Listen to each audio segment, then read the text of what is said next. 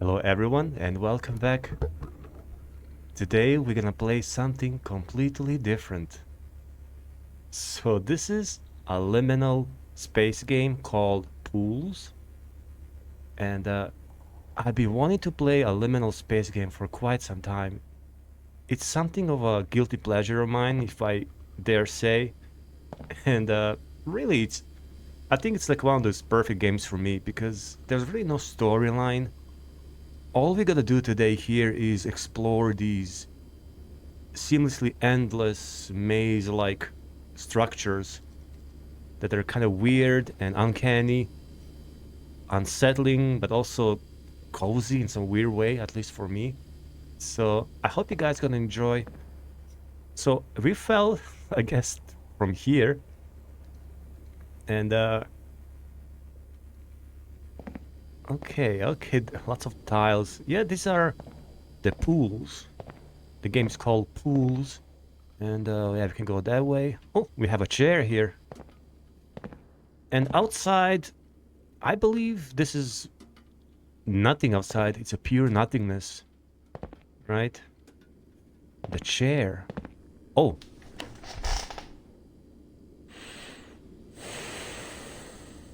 that's not me. That's a character.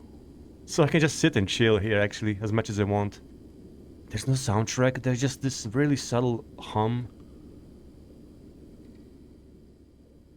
And, okay, on shift we can run. Although, I don't know much about this game, but I believe there's no enemy. There are no enemies, right? There's nothing to chase us here. I hope so, at least.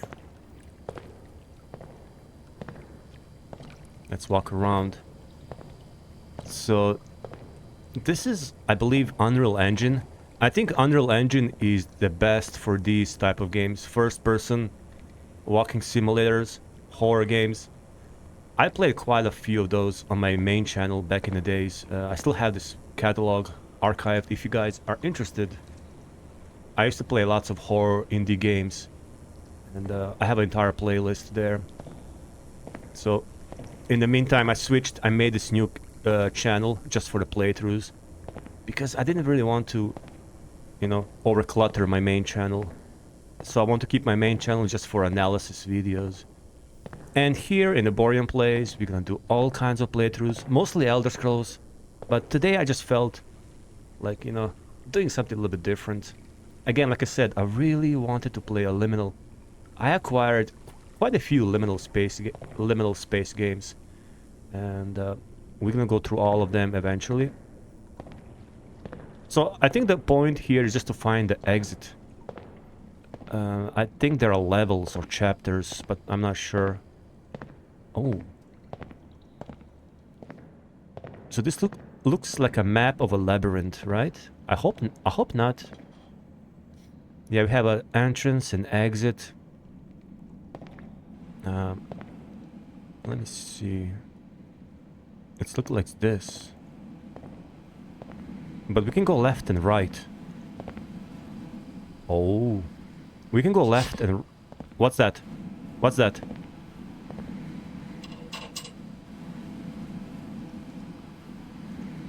Oh, I can crouch. Is anybody here? I'm mumbling. I can't even speak properly. Something is messing there. Just rats. No, I was about to say we can go left and right. And this entrance here, we can go only right. So it has to be this one, right? And I have to go there? Really? Sadly, I don't have a high enough IQ to memorize. I don't have a photographic memory. I'm not gonna draw a map. Let's just go. Yeah. Every time I walk by here, there's a sound. There's a darkness, and there's a light. Now, according to the Tibetan Book of the Dead, you should not go towards the light. You should go towards something else. Apparently, the light is the trap by demons to trap your soul. If I remember, it's been a long time. Let's get trapped. Now look at the lights. Yeah, look at this. Look at this. Ooh, what's that?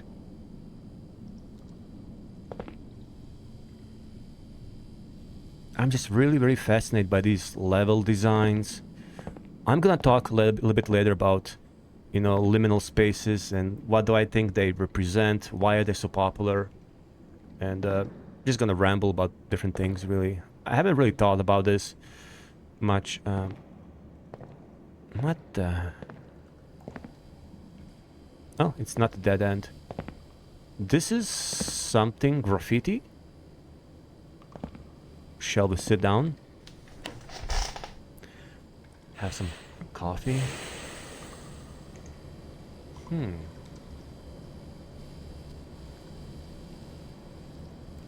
This is... You know, from far away, it looks almost like some kind of entity with like a spider-like legs or something.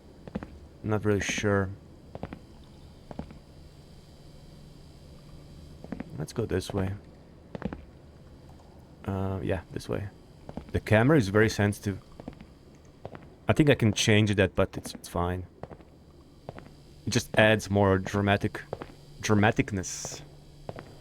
Is that a word? A dramaticness? I think in English, everything, you know, if you just add S or ness at the end, it becomes a word. Computerness. You know, the computerness of things. Wait, am I back at the beginning? No, I'm not. Ooh. Oh, I can see the stairs. Okay.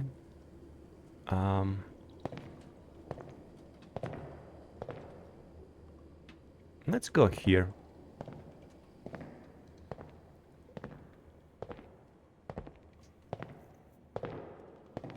Let's... Yeah, I really do love these lights. Oh. Gosh, I've seen so many of these on YouTube. Like music...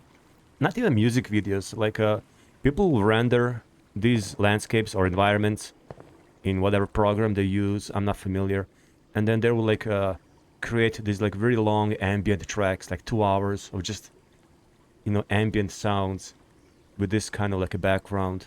I've seen so many of these over the past few years. So it kind of feels exciting to actually play. Do I need to go to the water?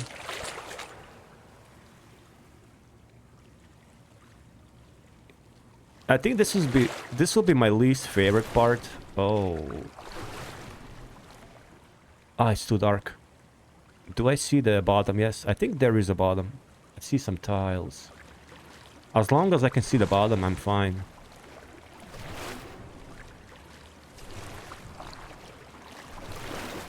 Let's go here.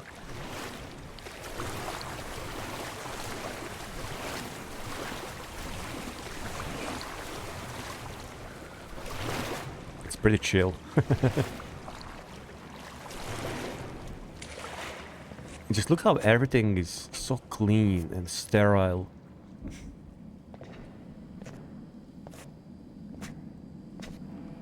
Oh, they do have ventilation. Just imagine the amount of tiles required to build this place. Oh. It's like everything is similar yet a little bit different. I'm not paying so much attention. I really love this area. Now if you replace, you know, the tiles with marble or something, it looks so classic. Actually, I have like my own version of a liminal world or liminal space. I may talk about that.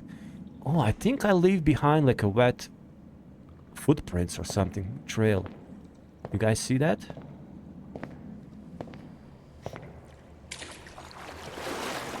Yeah.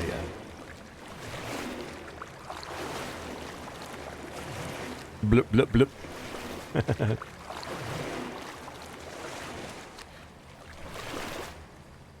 Nice.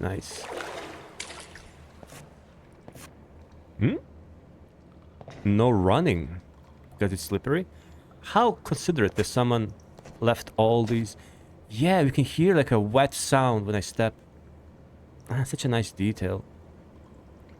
We can also, like, you know, if we are smart, we can, you know, trace our, you know, path back to make sure we're not going the same way in circle. But we're not gonna do that. There's no planning here. There's nothing. There's just pure instinct. Pure... Oh. Speaking of pure instincts, they tell me not to go there. Look at that. But I think this game wants us to explore dark corners of our psyche. I mean, of this game.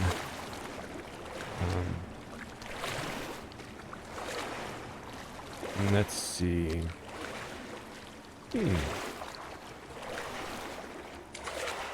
Well, I'll just keep going, really.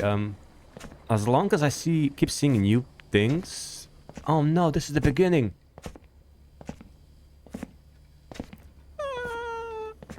What? This is the beginning. Okay. Okay, I think I know what happened. Actually, I think I know. Let's run a little bit here. So, in the water section, there were two passageways. I went to the bigger one, but there was also a smaller one, really uninviting looking, and we probably had to go there.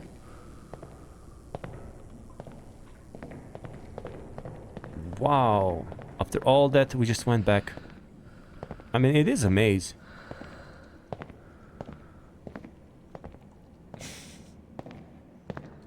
You know, this Lovecraftian concept of going insane just by witnessing something like abstract and so, you know, horrifying that your mind cannot even process it. And, you know, it's funny how people are like, oh, this is supposed to make you go insane. And here I am just chilling. I mean, if you're really, really stuck in this kind of place, you will probably go insane, to be honest. But it's just funny, I mean, how Lovecraft... Where the... This is nothing here, right? There's nothing here. Oh! It's almost hidden.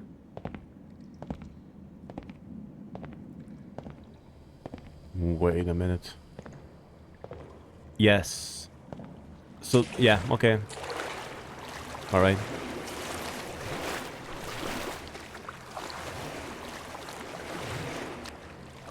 There should be the water area with the two passages, or how you call them.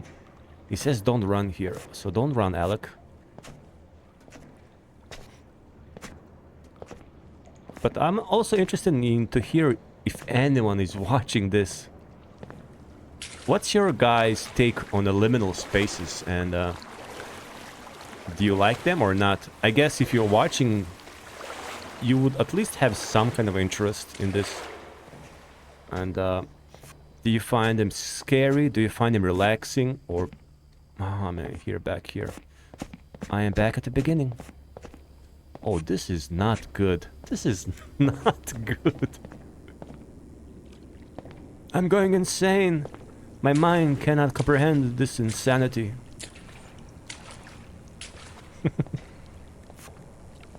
I'm stuck in the purgatory. Purgatorium. Wait. I made a mistake earlier, so we're gonna... Don't worry, guys. I am in control of this situation. It's all good. Yeah. It's all good. We have a whole afternoon for us and our insanity. Because today is October 24th, Friday. Nursery is again closed because there's some kind of a teacher's day. So this morning I was painting with my son. We made 4 paintings, and now he went, I believe, to Ocean Park with mommy, because he likes... His new favorite thing is watching penguins. He's just obsessed with penguins and the whole like Antarctica section, which is also one of my favorite sections in the Ocean Park. Yeah, there, we gotta go there. Especially in the summer, in the hot summer days in Hong Kong. You go in the Antarctic or South Pole section, and it's like freezing inside, and there are all these, you know, Antarctic themed environments and animals. It's very nice. And there's like this part with the big aquariums, and they just play Vangelis on loop non-stop. It's so relaxing. So I should go back soon as well. Okay. And let me see something. Is this new? Ah! You guys saw that, right? You guys saw that. It's not me. You guys saw that as well. Someone pulled the ladders up. Something is here with us.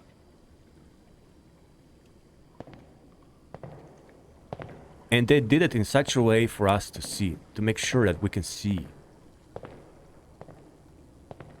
It's like, I wouldn't even go there anyways. Why would I go there? Let me just... There's always so many different passages, but it's tricky because... Wait. Wait. There's nothing there, right? But it is, look. Oh my god. Anybody here?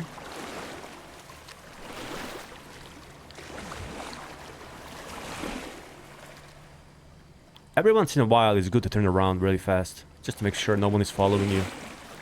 Like now. Scammer. This mouse is so sensitive. Wait, which way? This way, yeah. Ooh, I don't like this. I don't like these tight places like this. Mm-hmm. Mm. Oh, wow.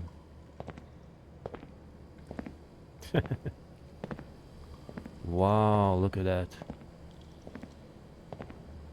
I wonder how complicated it is to make this in Unreal Engine.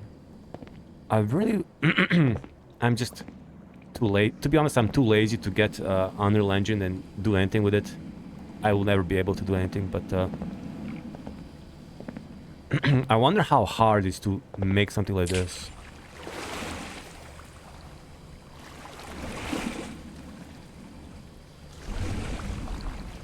More water. Not there. Here?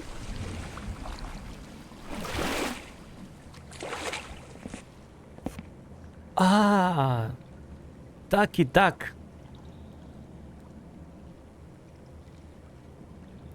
Ducky Duck! Are you watching me, Ducky Duck? Do you have cameras inside your eyes?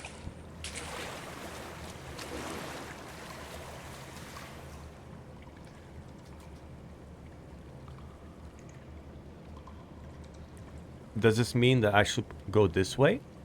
Probably.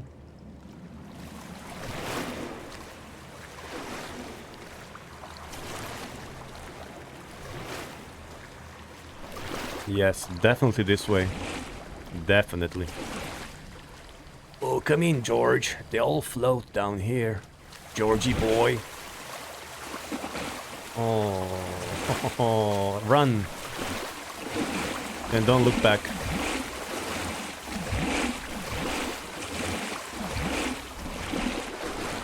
Aye, aye. Yes, deep breathing intensifies. Right, submerged staircase. Let's go up.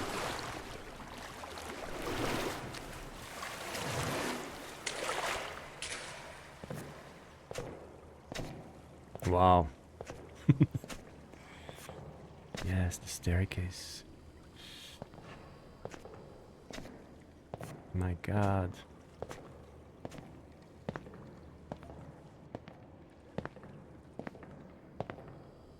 This is still level 1 or chapter 1. Okay, here's the slide. I think we've seen this like long ago.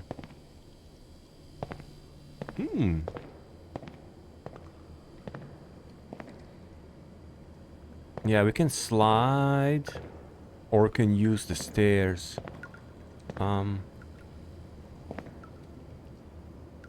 Let's slide. It takes us to the same place. Let's slide. Why not? Why not have some fun? Whee! There you go. There you go. Uh-huh, just like that. There you go. Ooh. I love the effect, the wet camera effect. Wasn't that much more fun than just, you know, going down the stairs?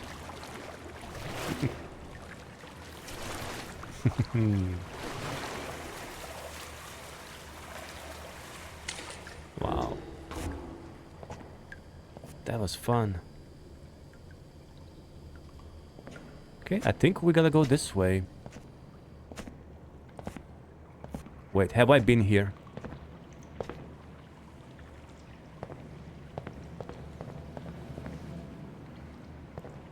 Oh, please, don't tell me I'm going back. Something seems very familiar here.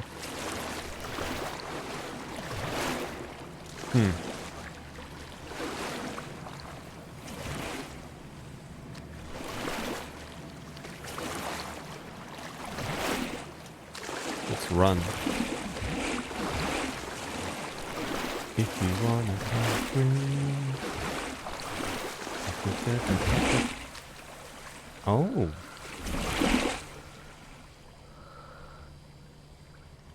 I believe we haven't been here.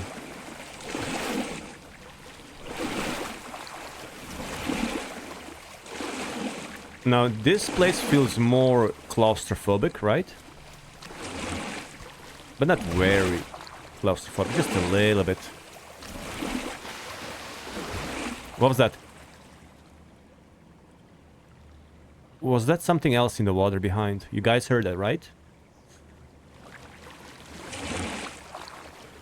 I recommend headphones or earphones, whatever, because the sounds are really nice, very immersive. I could have swore I heard something behind me.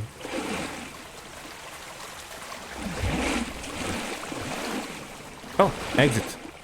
I see the exit sign. How nice of them.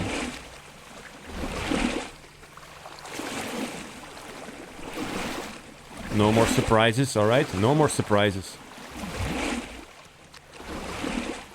This way?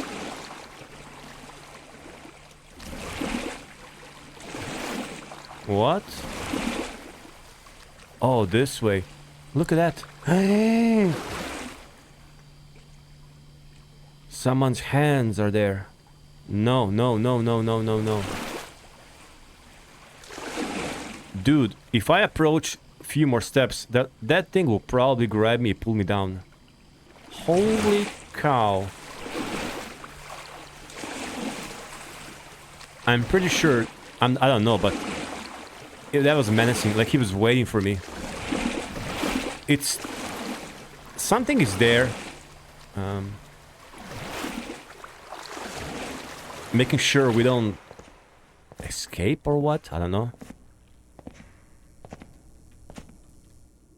I'm not very familiar with the lore, actually, of Liminal Spaces. If there even is a lore. Oh, ho, ho, ho, look at this. Ooh, listen to this humming. Oh, look at that. These are the sounds of fluorescent lights, right?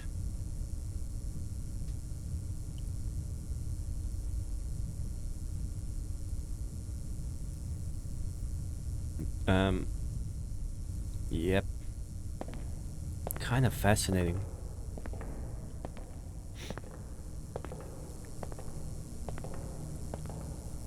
I was about to say, I mean, about the lore. I remember, like, many years ago, there was, you know, people talk about Backrooms and, you know, no clip, like you would clip out the reality and end up in this, like, parallel world or something where they're just endless labyrinths of this uncanny, familiar spaces. And I think the whole thing about the liminal spaces and backrooms, because they all kind of blend together now on the internet as a phenomenon. I think they have a lots of connection with our memories and childhood.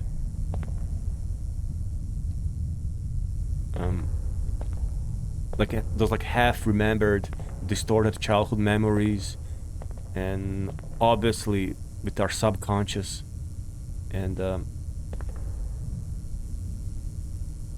maybe how can I say? Maybe it's also like a projection of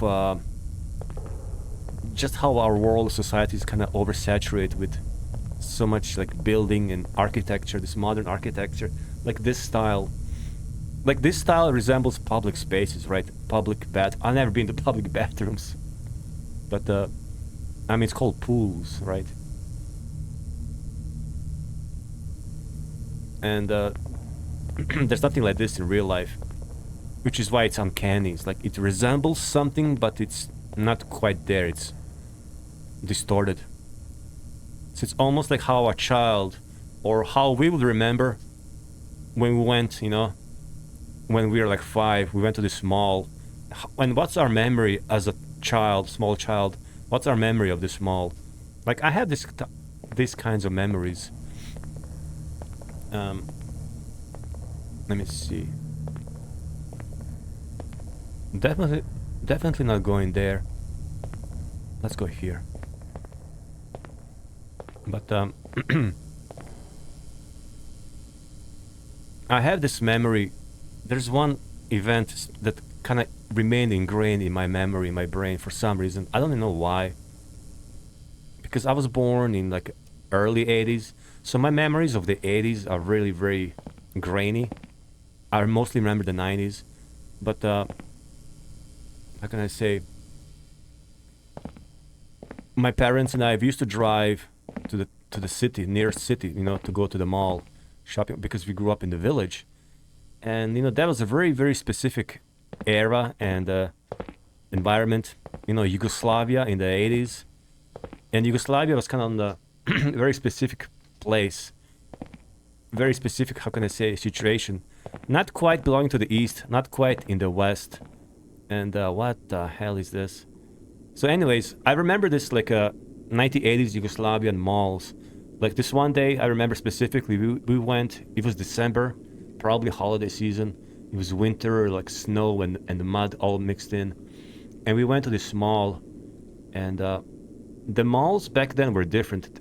That's how I remember. They were less bright, and everything was this brutalist architecture, right? Lots of grays and whites and blacks. And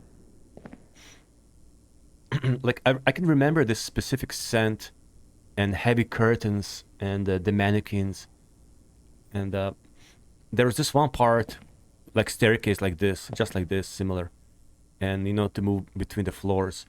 And there was even less light in this staircase. And I remember walking down, and I was probably 5, 6, something like that. Walking down, and it was kind of brutalist, but mixed with like a futurism, modern. Again, Yugoslavia was really, really kind of unique and specific, architectural wise. And there was a blend of Western and Eastern stuff, socialism and Western, capitalism or whatever. And I remember just walking down the stairs, and there was like this plant, a big plant, and mixed brutalist and modernist architecture and design. And I just like, something got me that moment, and I can never forget that scene.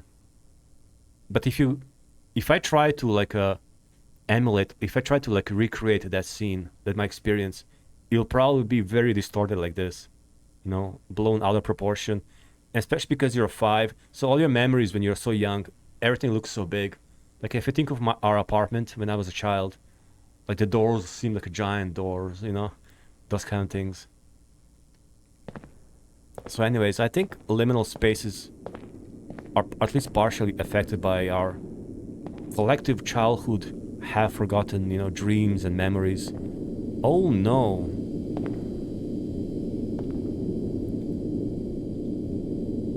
Okay.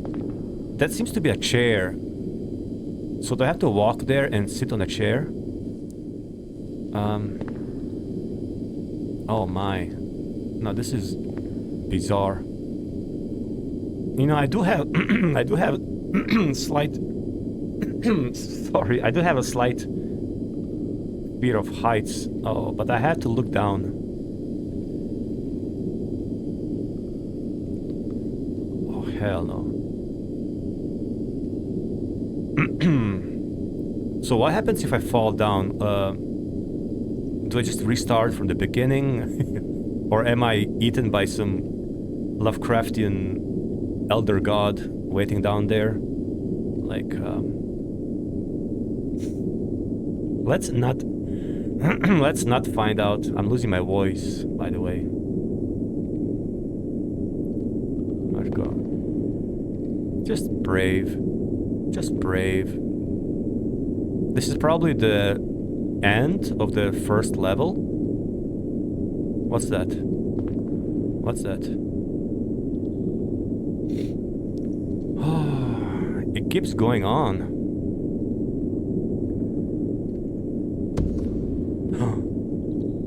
And this is a different platform. Oh, we're going into some very, very dark place. Oh, the edge. Did you guys see this is the edge?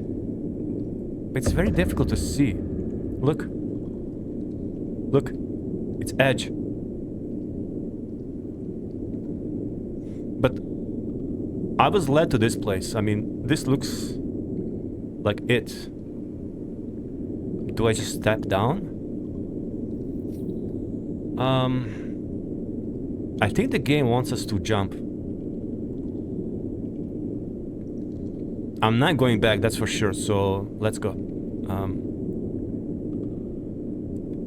Yeah.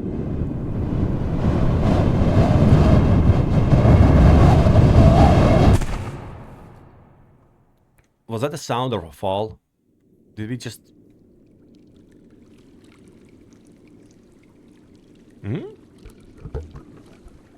Oh, we're getting up. I think the laws of physics work different. That was quite a fall, I dare say, my dear chap. Oh, we actually play.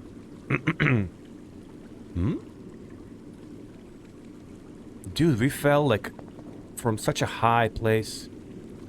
We hit the floor with quite a velocity.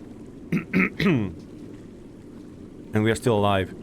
So there's definitely a dream-like logic, a dream logic in this place.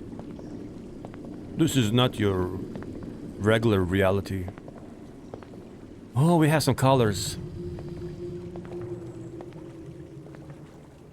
I heard something. Some like a sound bite, like, oh, welcome. Ah, this is lovely. Now, okay, now we have a little bit of green, like emerald. Is this emerald? I love emerald color because it reminds me of Northern Lights. And yeah, actually, like I said, I'm gonna talk about my ideal liminal space world, which I started this concept even before knowing about what it is. Which makes sense if you know if this is all coming from our collective subconscious. I think all of us, or many of us, had some kind of like concepts in our deep consciousness about places like this. I'm gonna talk about that later. Let's explore a little bit more. But that's also the reason I would actually love to learn Unreal Engine. Man, if only I was not that lazy and dumb. You know, I could get Unreal Engine and make nice levels. Oh well. There's so many things you can do. I mean, I really, really love this. This is like a pure creativity and exploration. What is that? Something's like reflecting there.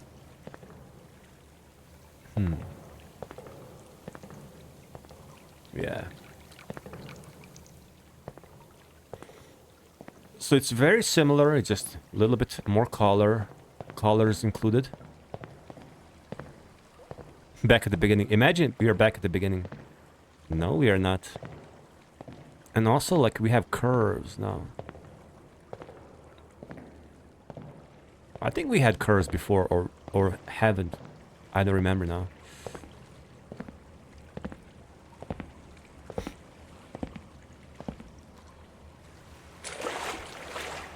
Yeah, I want to go here. Ooh. La? Oh.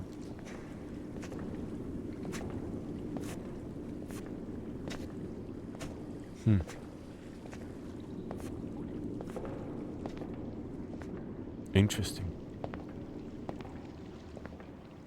Oh, look at this. The heavens above. You know, we are just literally floating in the middle of nothingness.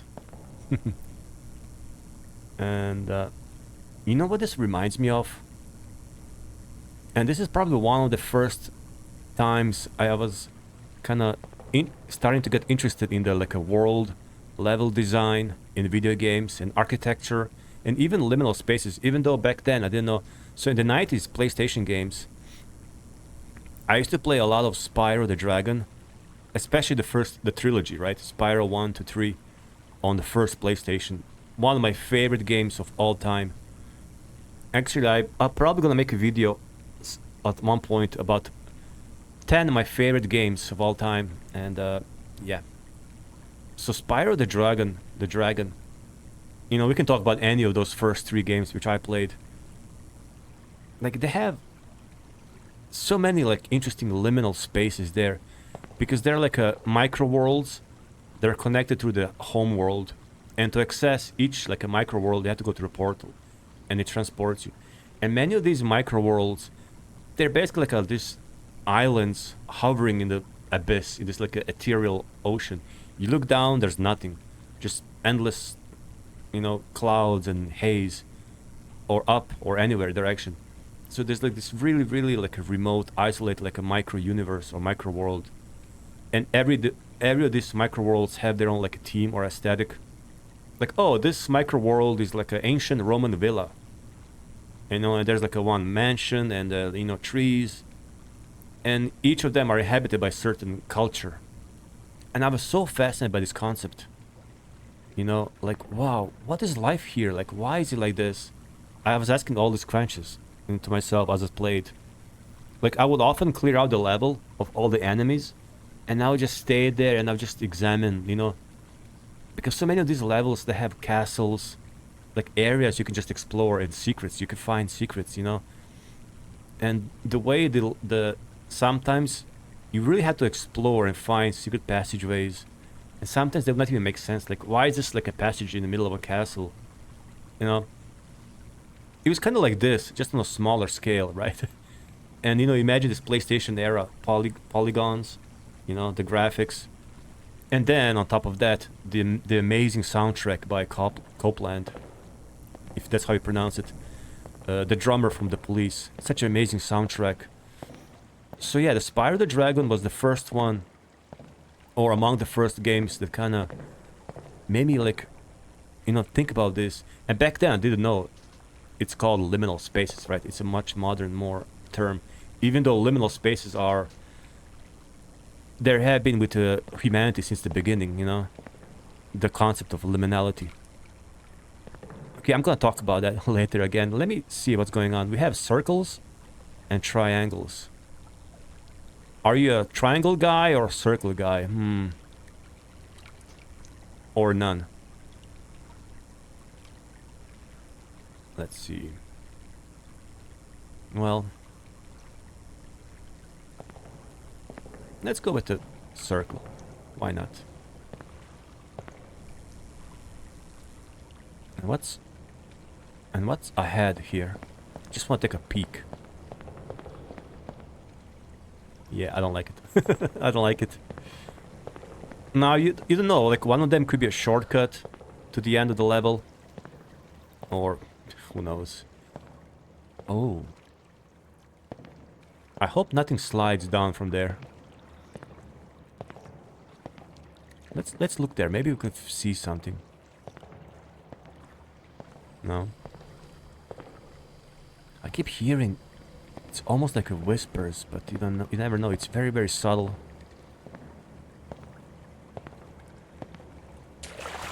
I'm becoming paranoid. Keep hearing things, but I'm alone.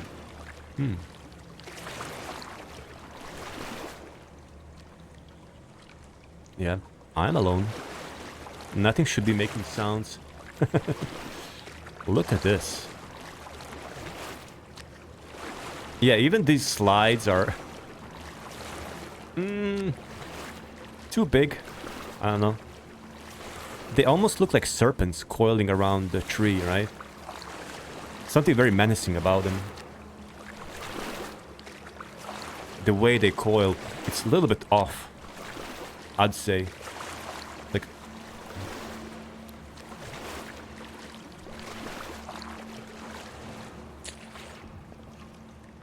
but yeah, if you guys are interested in like exploring some unintentional liminal spaces or the history of it, you know, definitely PlayStation era or even Nintendo 64. I didn't have Nintendo 64, but one of my cousins had, and you know, we used to play Super Mario 64, and you know that home castle.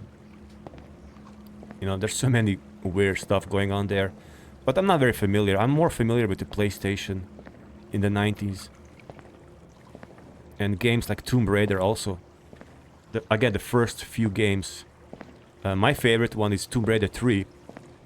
Because that was the first one that I played from the beginning to the end by myself. Back then we usually played with friends together.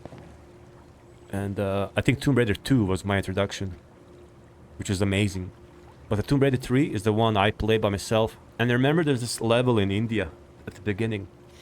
So you're apparently this jungle and they explore ruins. But because the levels are not really open world, although they were huge for that time. Like I remember like you walk through the jungle and there was like walls on both sides. They're almost like carpets, not carpets, how you call this, like when you, like this, like a pictures put on the wall, like a forest. Well, they had these things like a jungle. So they're supposed to resemble like a jungle in a distance. But obviously they're just walls, right? With a, you know, painted jungle. And I was kind of aware of that even then, right? I mean, obviously.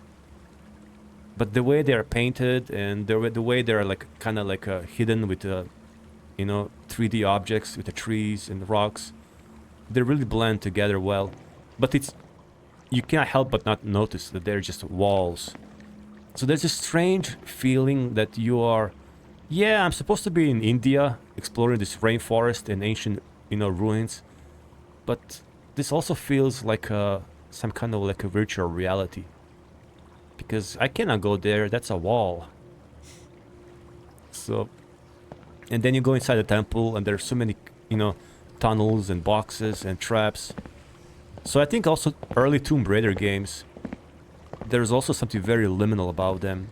That's also a PlayStation game. I was a big fan of PlayStation in the 90s.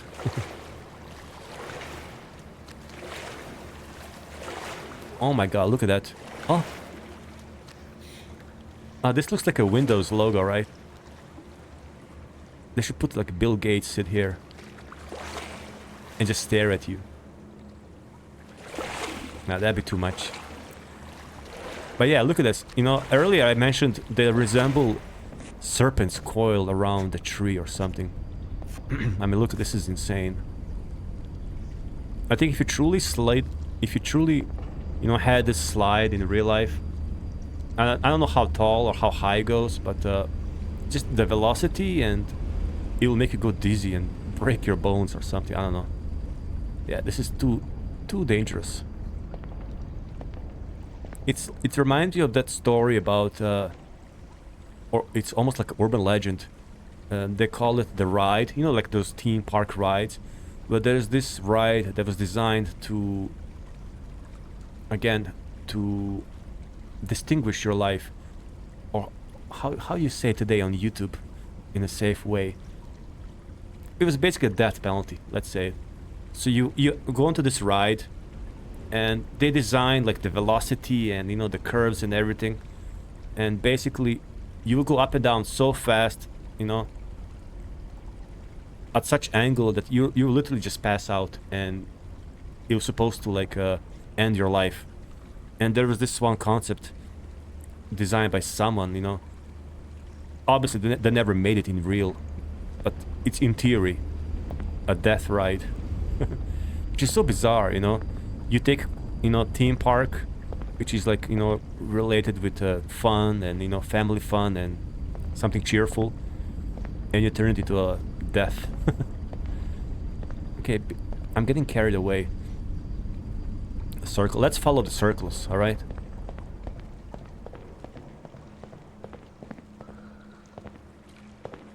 Yes, so many ways.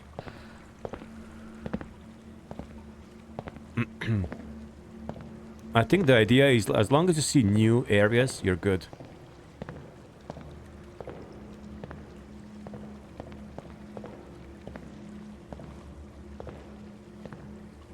So,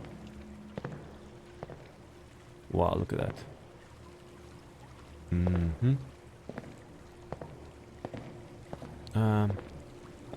Let's go here.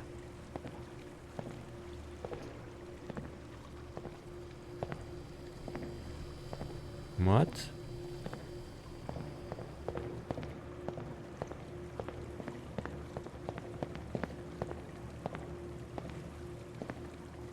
This feels strange.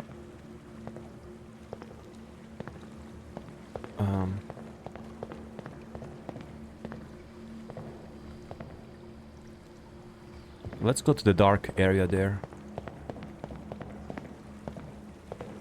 I'm kind of getting lost now. I feel like I'm getting lost. But I don't know. Wow, man, this is too dark. Oh, come on, man. Really?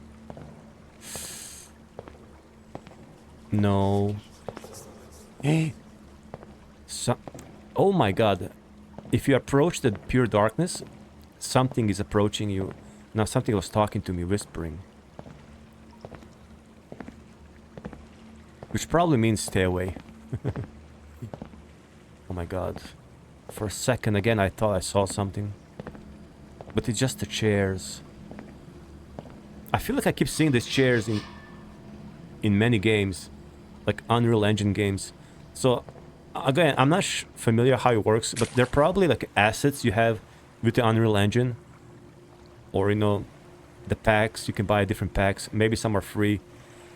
So these chairs are probably come with Unreal Engine, because so many games they share the same assets, which is why so many Unreal Engine games look the same. But yeah, I keep seeing these chairs so often. But you know, oh, hello darkness, my new friend, old friend. Ooh. Well, hello there. Well, hello there. Oh, he's making Minecraft. Let me see. It's a marble statue. So I don't think that's an asset. So, so was this custom modeled by the author of the game? Because it looks really, very nice, very artsy. It's much better than what you see in real life these days. So, do you like sculpt this in the Unreal Engine? Probably. Or I'm seeing people use Blender as well. They create so many amazing things. Look at the shininess. So Unreal Engine, you know, from my, you know, humble, you know, point of view, not someone who's an expert in 3D modeling and everything, I feel like Unreal Engine is very good at making these shiny metallic objects, right? But I feel like when it comes to organic stuff, like soil, like ground will often look plasticky. I remember when I played Oblivion Remaster, and, you know, sometimes You know, trees will look good, but I feel like ground or clouds will look too plasticky. Just my impression, I don't know. But this is very nice. It feels like he's struggling, right? He's building something. Like he represents, you know, whoever built this place, right? He's like his personification. The labor, right? He's resting his leg on this block and he's holding this heavy block. He's kind of struggling, it's heavy. It's probably like, you know, too sharp on his neck.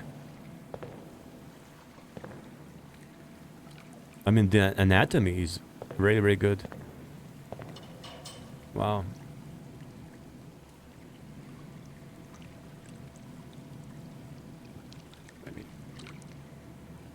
Yeah. What is this?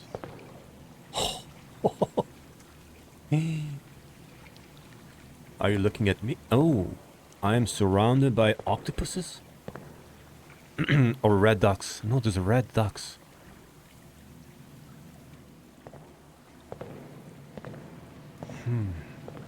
I don't know for you guys, but I'm having fun. It's relaxing.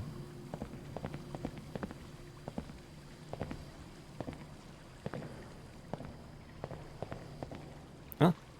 What's that?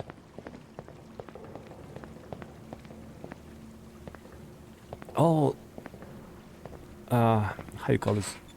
Oh, yeah, I don't like this. I don't like these like claustrophobic areas. I, stop it now.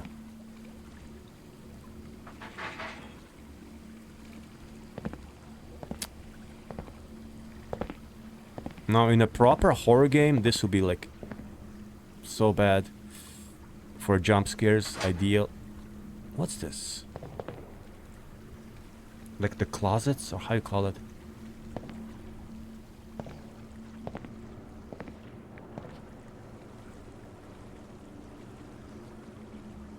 So, yeah, we go there, right? We can go all the way around, but let's go this way. It goes to... Oh no, there's something there. Wait.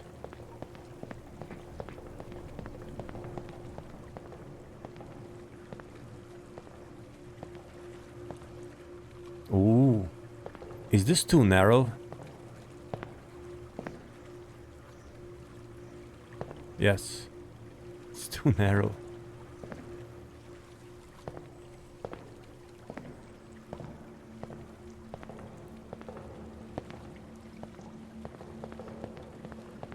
Pools and slides. It's funny how, you know, our collective subconsciousness works. Like we all feel something about these areas. Wait, there's something on the wall there. There's like an orange circle there. I didn't see that. Uncanniness.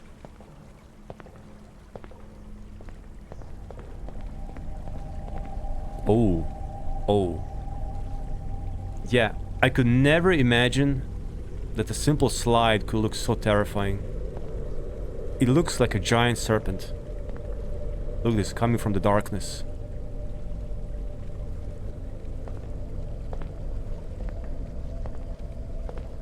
Yeah, this is mind-numbing.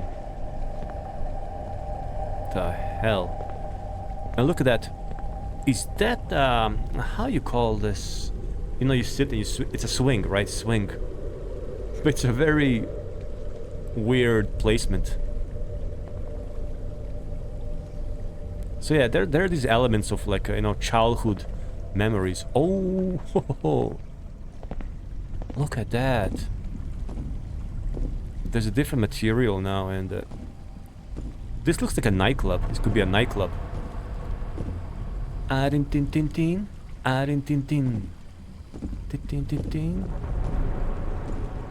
No. No. Wait. Here. Yeah, the emerald green. Keeps reminding me. My ideal liminal space world. I don't remember how I started, you know, thinking about it. I guess we're gonna go down this ladder. Can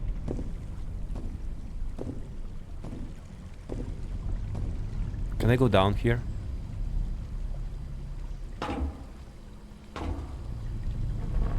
Yes.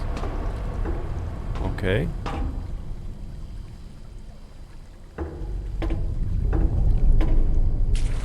The music is a little bit unnerving as well. Oh.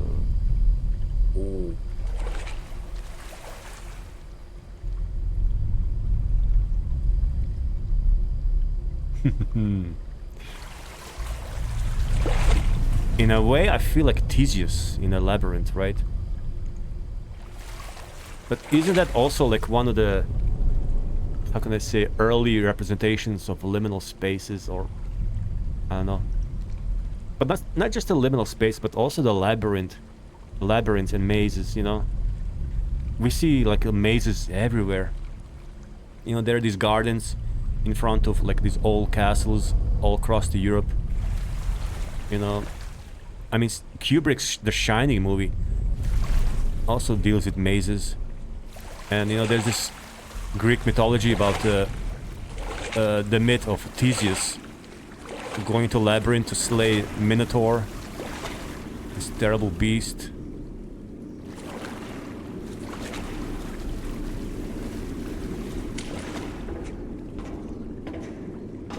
So it's a combination of distorted memories, especially childhood memories, and mazes and uncanniness. Uncanniness, you know, uncanny can be about the architecture, but also about the human nature. There's lots of games I also want to explore in future, where you encounter humans, and you basically have to distinguish, are they real or alternates, or, you know, someone pretend to be a human. There's something slightly off about them, you know, like the uncanny valley, as they call it. Do I have to jump here? Yes, I'm not going back. Remember, this is dream logic. Alright, we have a new color added. New color to the palette. We have white, green, and brown. See, this is what I was saying. Marble? Is this marble or something? Rock. Oh, there's this. Yeah, it looks not as well as tiles, you know? But anyways, doesn't matter. This is cool. Like, what's this? Huh.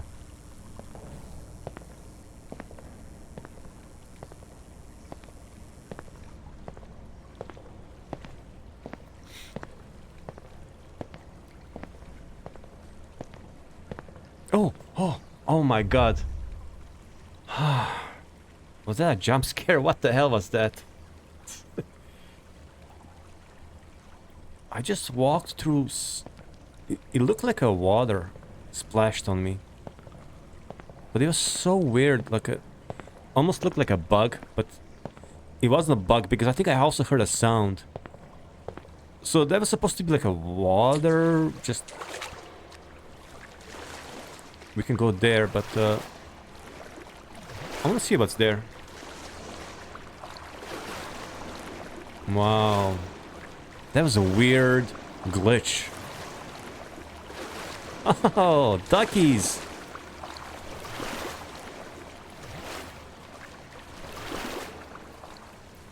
That looks kinda like a target center.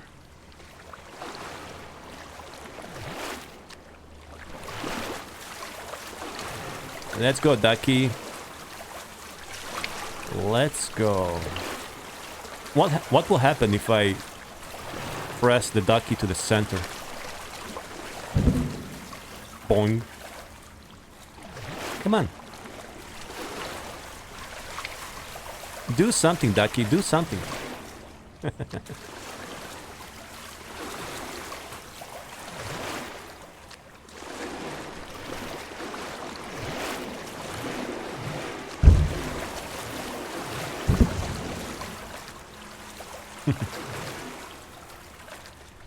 Oh my god. I probably should not play with the duckies.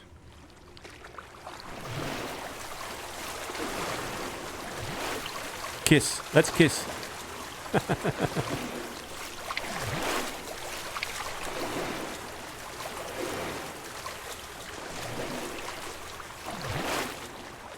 Almost there. Kiss. There you go. Oh my god. Yep, I'm losing my mind. Yep. I think this is just meant to confuse you, just add some weird little detail. Right, duckies? Am I right? So how long have you guys been here?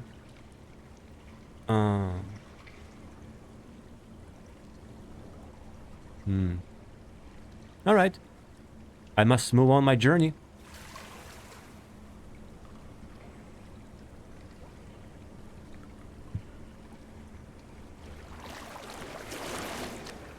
Yeah, we came down and there's a door there, or a passage hallway.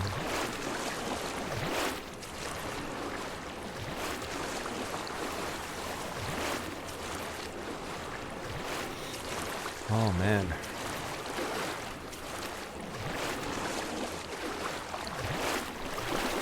This here, right? Yeah.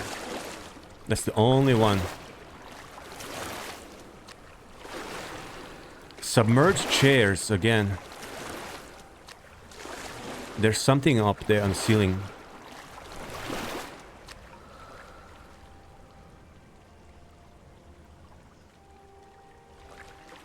Oh, I hear some music.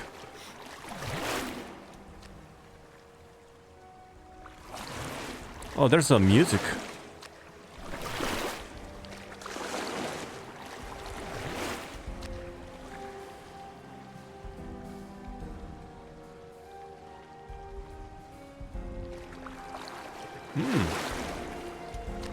Yeah.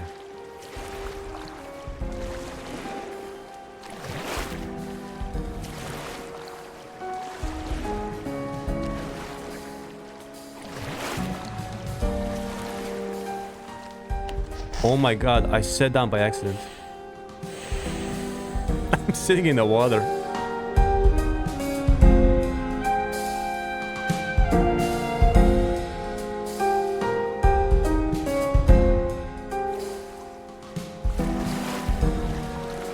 Dun, dun, dun, dun, dun.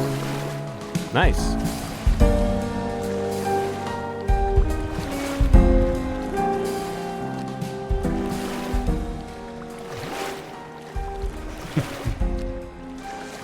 It's a nice loop. Yeah, we must get out of here. This is maddening. There's nothing here. Let's go. Now it's just a brown and white. Oh! We have another statue. Another landmark on our journey.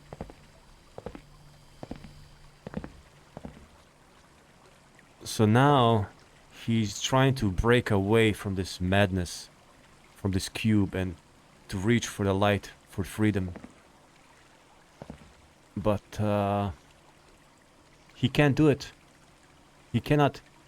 This is more agony about. This is more like a agony and just, you know, desperation. It's like, please, someone do something. We can sit down and admire, but I don't wanna. I must go on. Dun, dun, dun, dun, dun, dun, dun. Yes. Yes. Let's just keep going here. Another big slide.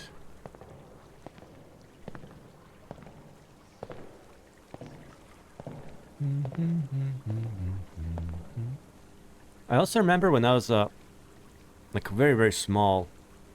Another one of my like earliest memories, if you can call it.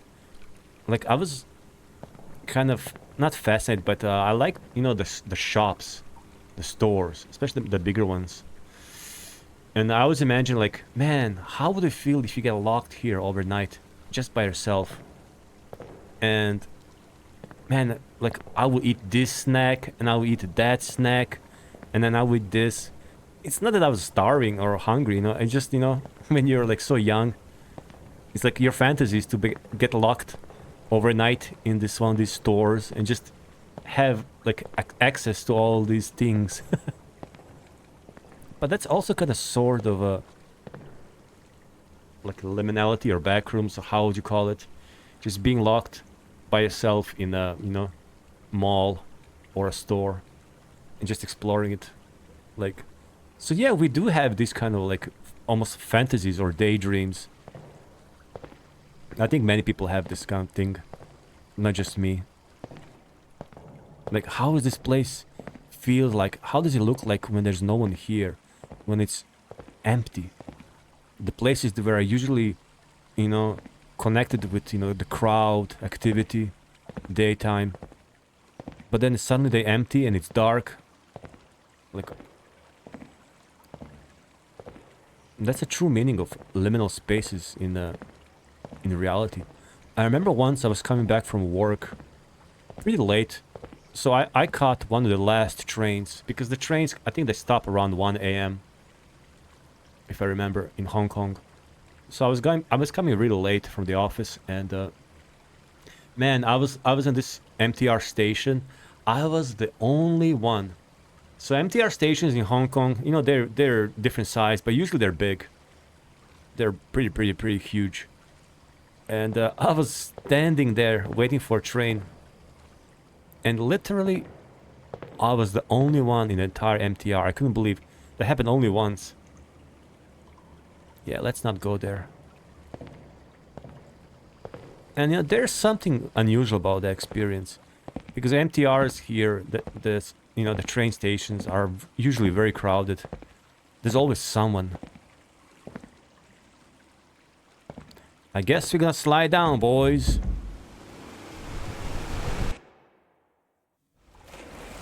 Oh, I think we are in a new level now. Yeah.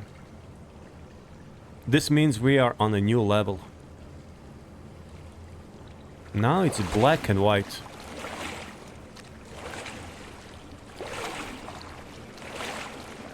Wow, it's so shiny. Very shiny. Interesting aesthetic, you know. I prefer green and white. I feel like this one will be more menacing. Yo, yeah. It will be also, I think, harder to notice, like, doors, you see? Look at that.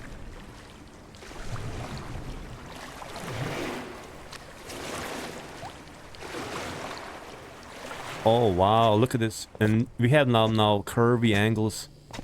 And how you call this in a cinematography when they, you know, shoot from a certain angle to create this like abstract, like almost like a dreamlike logic, right? There's a term for that. Amsterdam, something with the Holland, I forgot. Dutch angle? Not Dutch angle. It was something like that, some angle where they twist the camera, right? And they used to do it like a long time ago, even like in the old Twilight Zone episodes. Every time there's something like weird, abstract, or illogical happening, like, you know, one of the ways to achieve this effect is to have this like angle. So these angles, you know, subconsciously they're gonna make you feel a little bit more uneasy.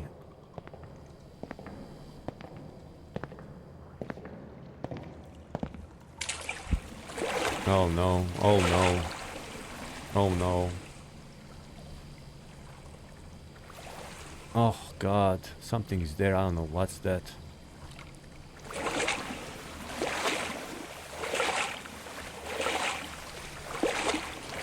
Is there a waterfall? Oh no. Is that a waterfall? Oh, wow. Wait, what's this? Glass? It's like a giant aquariums.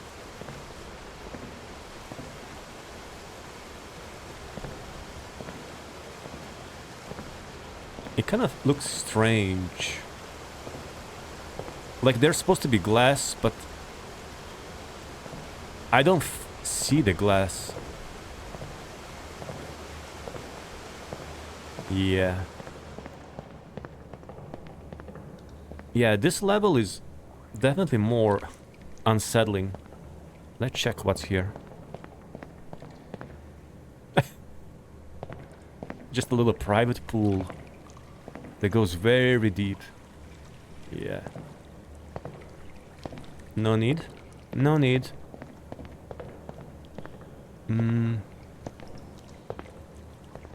Let's go up.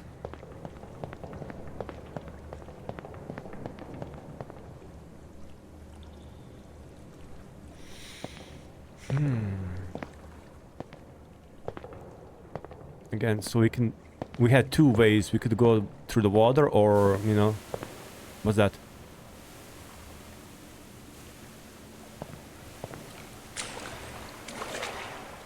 Oh, this column here is really annoying. It's blocking the way into the narrow hallway. It's designed by purpose.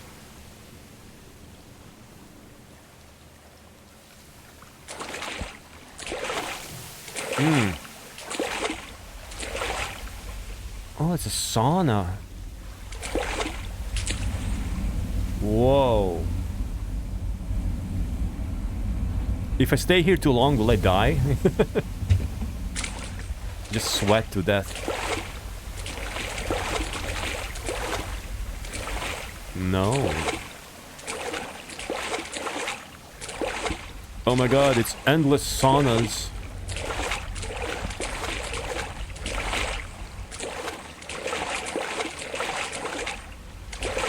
Huh?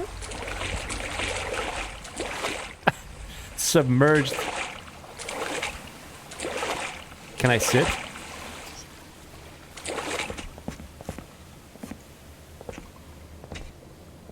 Man. It really does bring back memories of Spyro the Dragon. I don't know why. It's like a...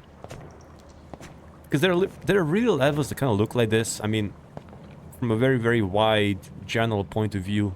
With the pools and columns. Oh my god, look at this. Look at the size of this. Let's get the angle from here. And let's crouch. Crouch. Crouch. Yeah.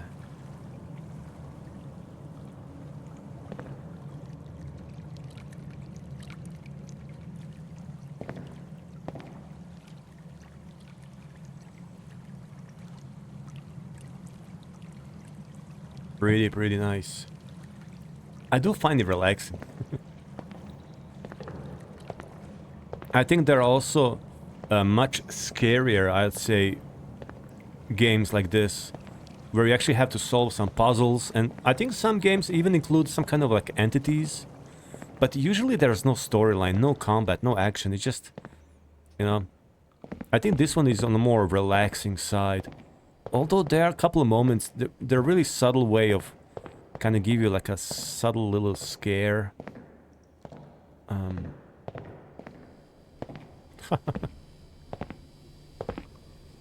Okay, we can choose a slide.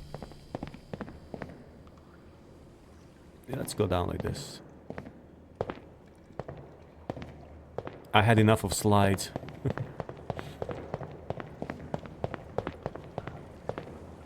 Hmm? Is there anything here? Really? This is a dead end. So if I chose a green one... Ah! Really? That's a statue. Yo, the statues are becoming more desperate. Now this one is like... sitting at the edge, you know, head down, covered you know, face covered, like a totally desperate man who almost looks like he's about to jump.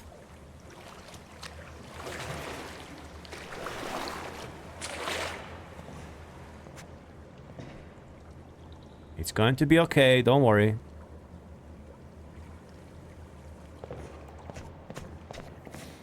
Okay, so I guess we're gonna use the red slide.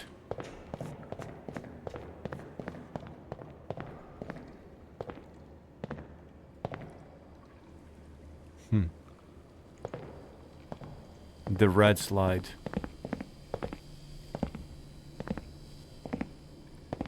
Oh, the red slide goes here. Yeah.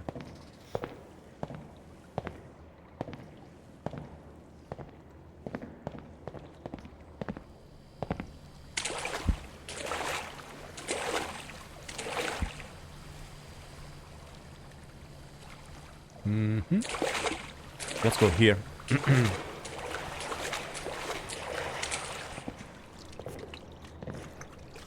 Wow, this is...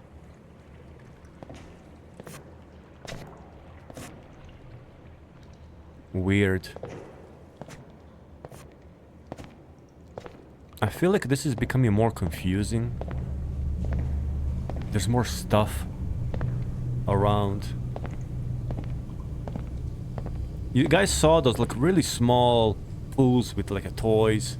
So yeah, they all like you know, allude to this childhood, you know, early childhood. They play on this kind of like nostalgia.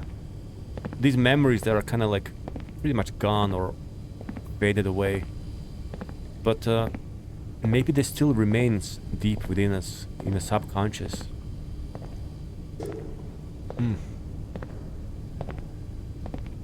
I'm just going somewhere. I don't know. Yo. Where are we going? We gotta go to the red slide.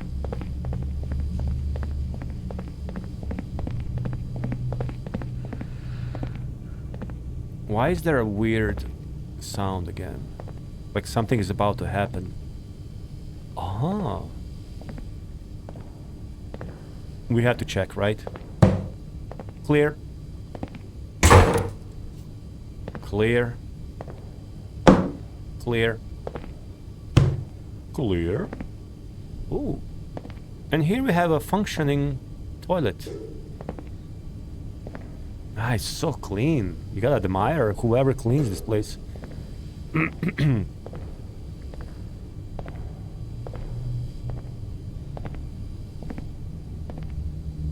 You know, I also got the idea just now when I saw the toilet.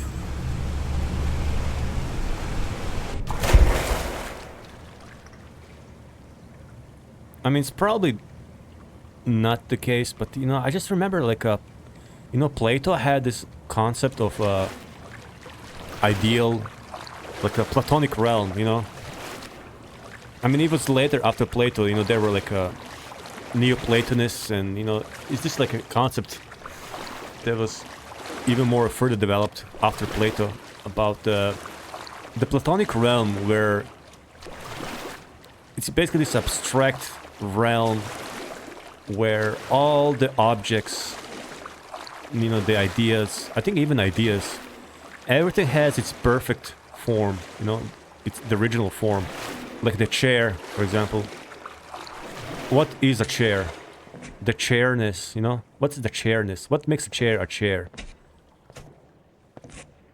So the Plato's realm has this perfect, you know, chair.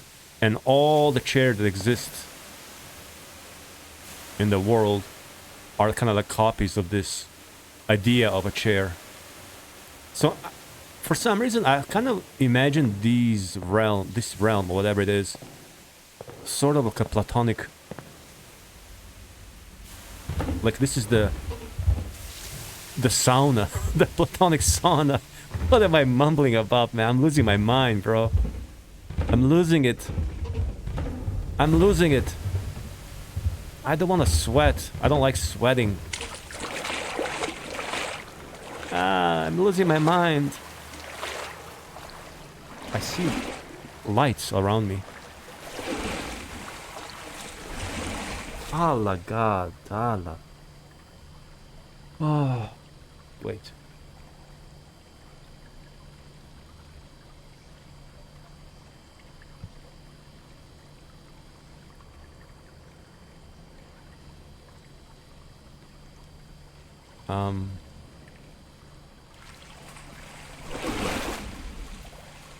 So I'm just gonna walk through and you guys cool? Yeah. Well, you know, ah, it's deep. Look at this. It's deep. Yeah, it's deep. So, can they move? They look very static, like they don't look like they can move. But I know there's some horror games in Unreal Engine. You have statues like this. And I think Chilla's Art have. Maybe there's I saw somewhere else. Like they'll actually change position behind you.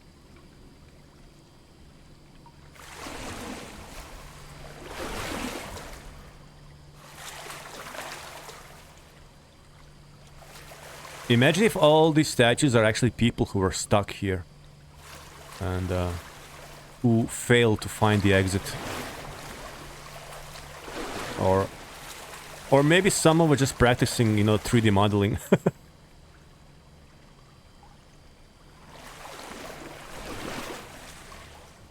Great job, guys. You guys the real heroes.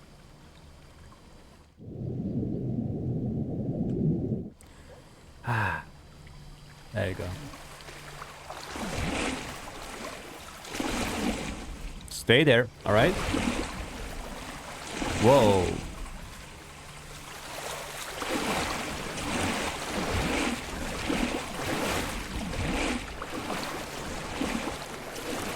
Ooh, what's this? What? Wait a minute. Yep. I'm losing it, yes. Ah. So now we're gonna walk. There's a... Yeah, the laws of physics don't work anymore here. They never did. And this reminds me of the the scene in the Space Odyssey 2001 or 2001 Space Odyssey by Kubrick. You know, a space station because it rotates to create gravity. So there was a scene where the bowman was running, you know, around, or there was like a stewardess or how you call her. She was walking like, you know, in circles. It's a very, very good practical effect actually for such an old movie. I actually love the movie. It's one of my favorite. But those scenes in the Space Odyssey in the space station where everything is white and they're like red chairs, don't they also look like a little bit like liminal spaces, like very sterile, you know, environment? Those are some of my favorite scenes actually in the Space Odyssey. Those conversations they had on the space station before reaching to the monolith. Like Kubrick had, like some of my favorite scenes, you know, in the Space Odyssey, there's a scene where they interview Floyd, Dr. Floyd. The Russians interview or they talk with Dr. Floyd. Just the conversation, the pacing, the acting. And then, you know, in The Shining, when Jack, I believe, goes to interview for the job in a hotel with the Ullman, or whoever the owner of the hotel. Again, the pacing and the acting.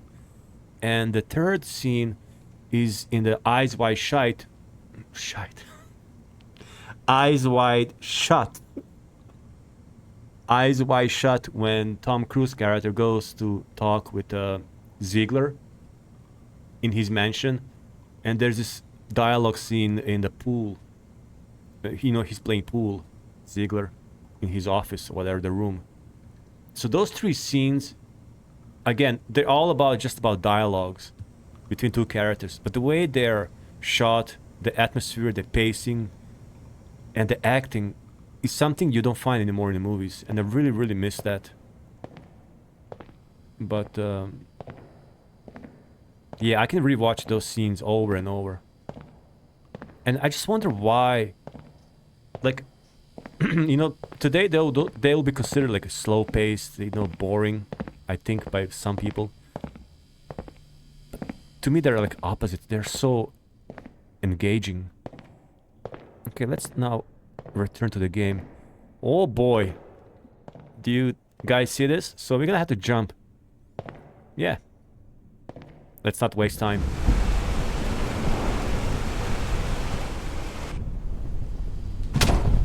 Oh. Oh. Hey. Who's walking?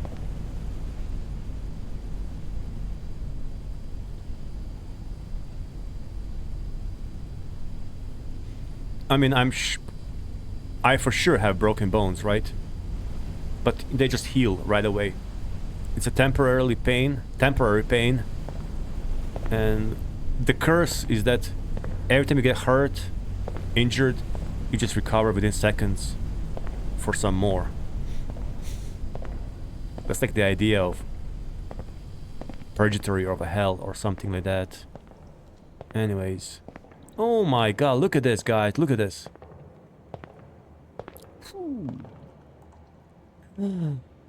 Oh, it's a 4D. It's 4D. I'm going insane.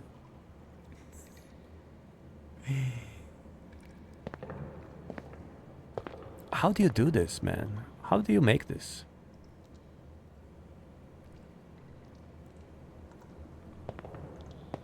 Don't even look at it, because guys, the more you look at this, trying to examine, the less it makes sense.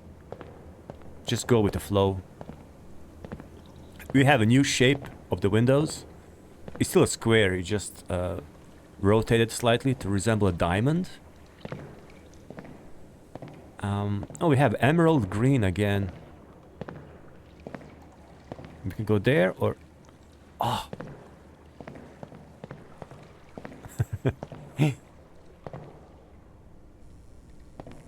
Oh.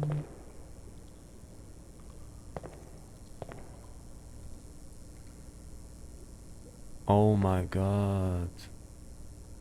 The guy over there is creeping me out. Because this guy is done. He's done. He's struggling. But he is about to do something. Like he's about to jump. You need a more fiber-based diet, my friend.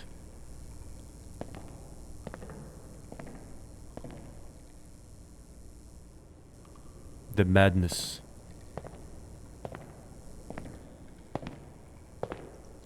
Let's give him some privacy. But yeah, such an experience.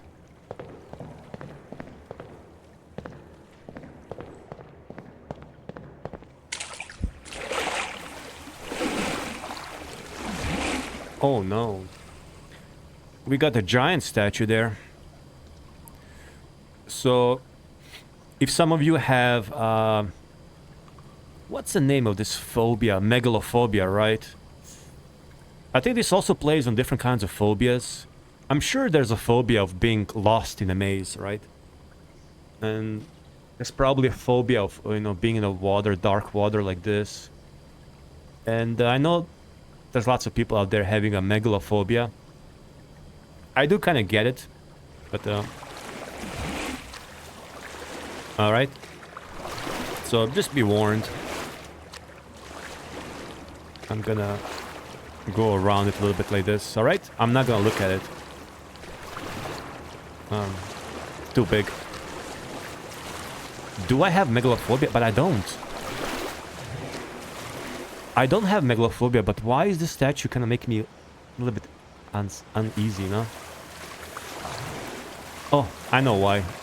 Because of the water. Yeah, the water, the distortion and the water. Let me just get out of here. Yeah.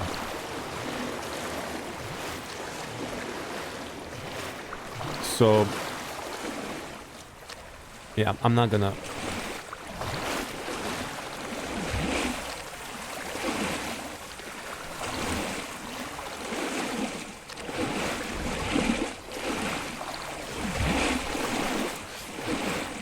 Wait. So there's something about the combination of the water and big stuff. The kind of, it's not scary, it just gives me the chills. And at least this is my case. Maybe someone else also shares something similar. Like especially when I shower or take a bath, like it's almost like I become more sensitive to things. Like if I saw the statue on a square, like man, no problem at all. I could just watch it, examine it. I don't care. I mean, we went to the giant Buddha statue here on the Lantau Island in Hong Kong. No problem at all. There's also a giant, I think, Shiva statue somewhere in the hills in the north, in the New Territories. No problem. But something about combination with the water and dark water and distortion with the mirrors, it changes something. I don't know what. I remember once, this is many years ago, I was watching some documentary on those giant Nazca lines in South America, I believe in Peru. You probably heard about those Nazca lines. There's a colibri and a monkey and there's different geometric shapes. They're really giant. You can only see them from the bird view, from very high, from airplanes, And I watched the documentary, totally fine, didn't bother me. I remember after that I went to take a shower, and as I was taking a shower, like my mind projected all these images from the documentary of these giant Nazca lines. And for some reason, the scale of things just hit me so hard, I almost passed out, and I had to run out of the shower. True story, and I know I'm sharing it because I don't care anymore. People can laugh, but sometimes, like I get more in tune or more sensitive when I'm in the water. And that scene over there, whoever made it, I think they were aware of this. The combination of giant items or statues with the water and the glass. Yeah. Oh.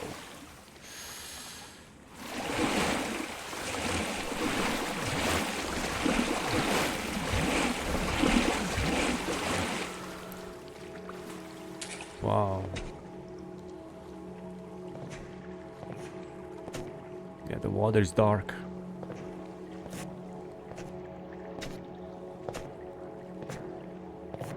Yeah, I think I'm gonna need to get some more coffee here.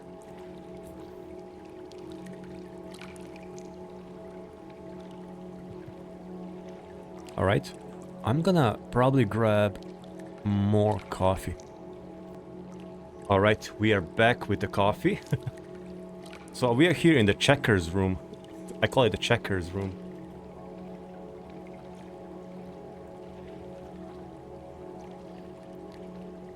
And there's a nice drone sound. I'm a little bit overwhelmed. I have to say I'm really enjoying so far, With everything said, I'm really enjoying this. But I understand this is not for everyone. I'm sure a lot of people find it just utterly boring. I'm pretty sure there has to be a statue behind one of these doors, right? And the statue is like, boo.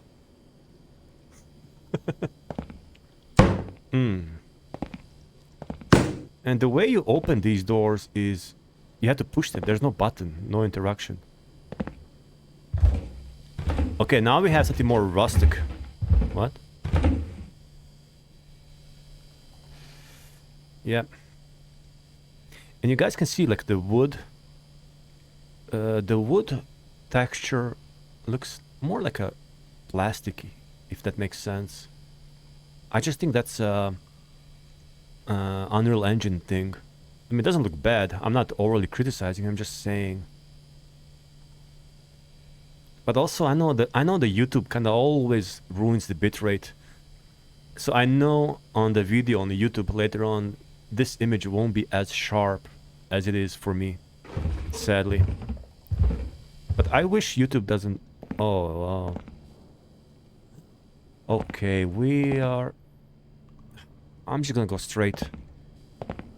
Yeah. This is crazy. No. Don't give me the left. Oh, I hate this. Light. There's the light at the end of the tunnel. Look at this. Oh my god. This is where Unreal Engine exceeds.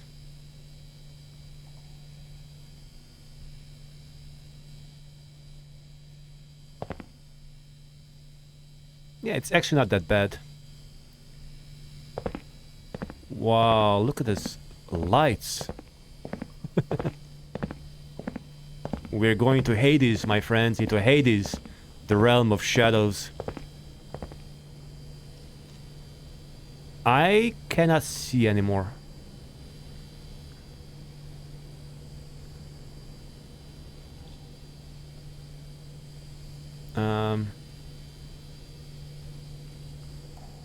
Oh my god. I'm walking to dark.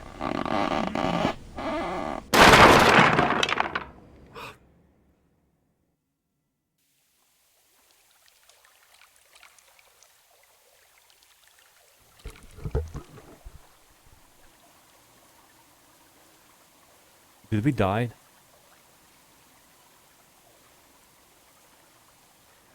Oh my god. Is this a new level or...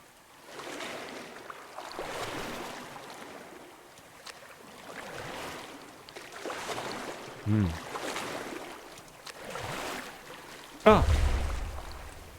Jesus. What the... That was another one of those weird... What?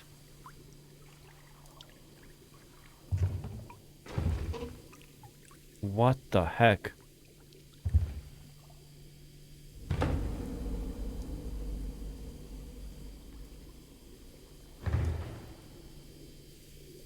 Yeah, it started kind of chill, but this is not so chill. Oh my god, the sound design is ridiculous. Please, take me somewhere nice.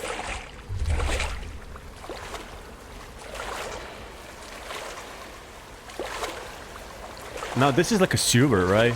A very fancy sewer.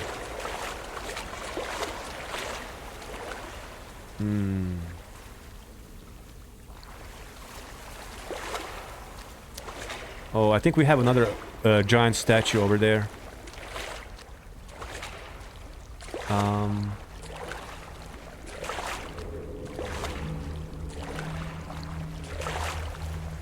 Is it a giant statue?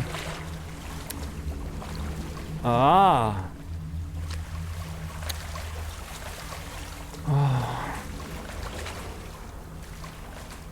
Not much of a Borean knight, am I, huh?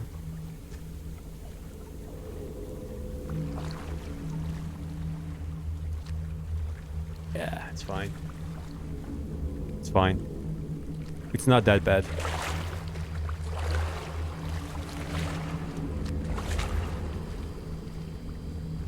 I'm not scared of you.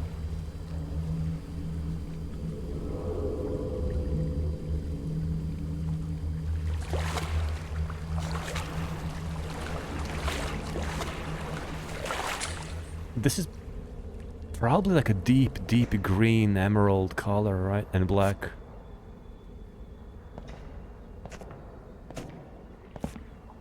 Oh, finally. Finally something more nice.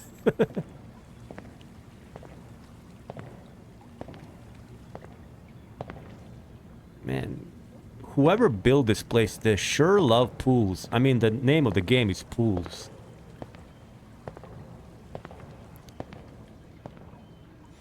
There's one...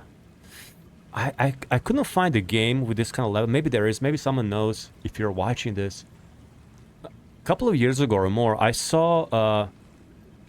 there's this like a level of the Backrooms or something. It's called Infinite Gardens. And...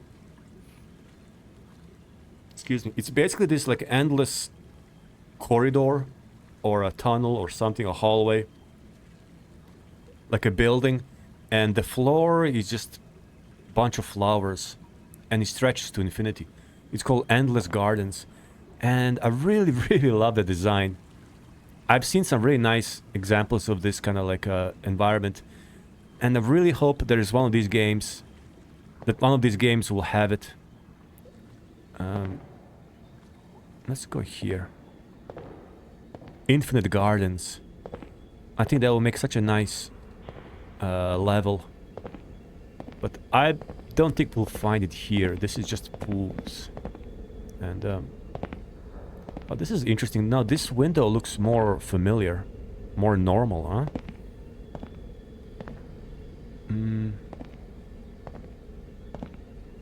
I wonder if we're gonna reach the part we saw earlier that looked 4D. Yeah.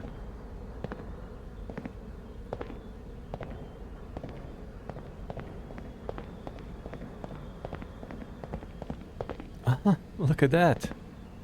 What? We can't open it. What? Oh, wow.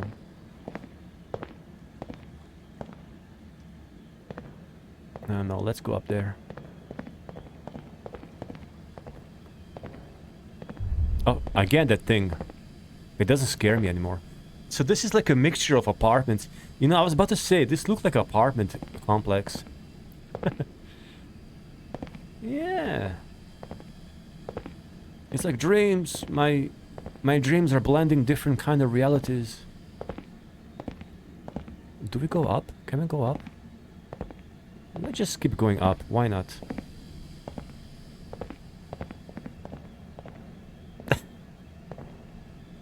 I mean, I can totally see some like a modern, futuristic, whatever architecture doing something like this.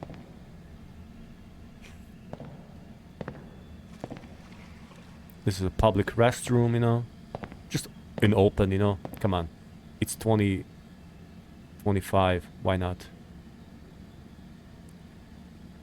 There's this weird haze or something. Look at that. Huh? If I stop moving, it's like everything becomes grainy or huh.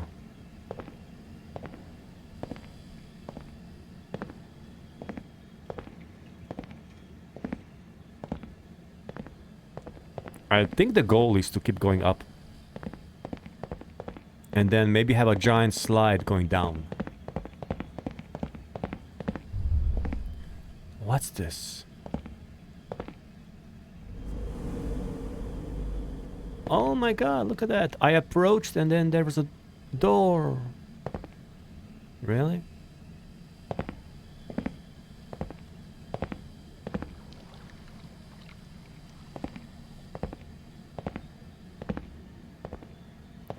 Now, do I need to go to the slide or not? That seemed to be the highest point. Yeah. I think both sides led to this same point. Let's just try, you know.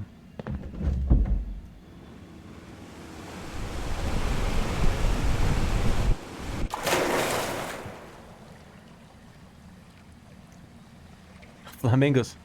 I remember my son, he keeps asking, we talk about going to some island soon because the weather is better.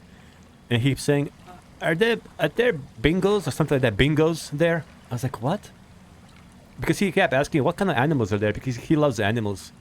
Oh, what animals are there? Are there bingos? I was like, what a bingo? And he's like, you know, the bird with the long legs. And I'm like, oh, flamingos. I said, yeah. It's funny, he can't say flamingo, he says bingo. Oh, man. Bingos. Well,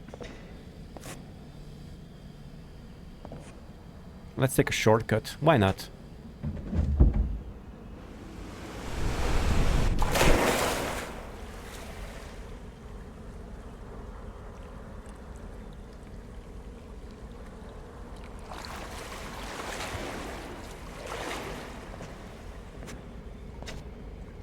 I honestly don't know if I'm doing the right thing, obviously.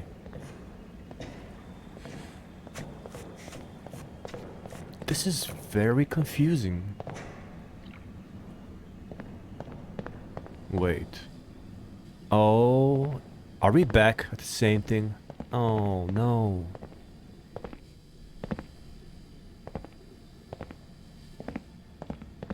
Am I getting lost?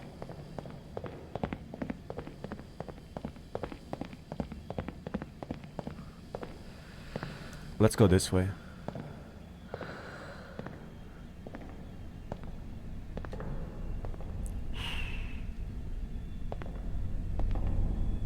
Oh. Oh. Ooh. I'm gonna have to jump into that. Really? Really? Usually levels end up like this with some brave jump into the unknown.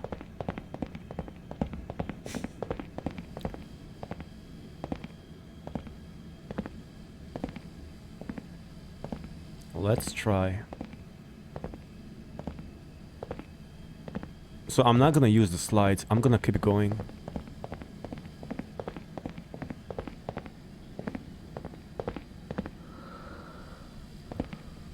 Wow, it's so white. Okay, almost there. I believe the goal was to find that big jumping board, how you call it. Let's see this. Ah, is this it?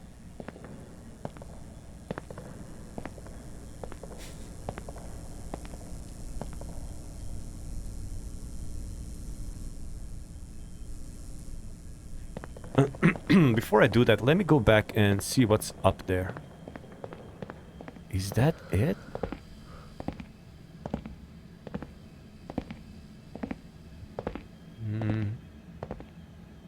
Strange feeling.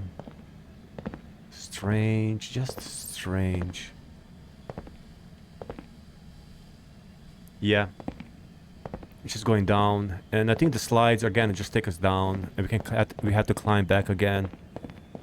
It looks like we're gonna have to jump, and that's the only thing I see here. I see. Now there's no save or nothing. It's really just. I'm gonna jump. There's a static noise, so. Yeah.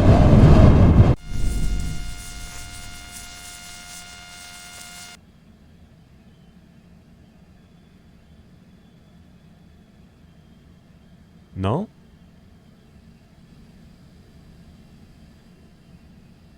Really?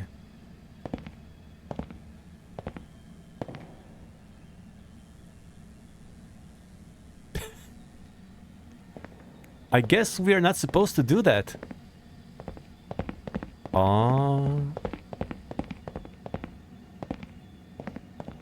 So if I make some kind of crucial error like that, it's just going to, you know, rewind a few steps back. That's cool.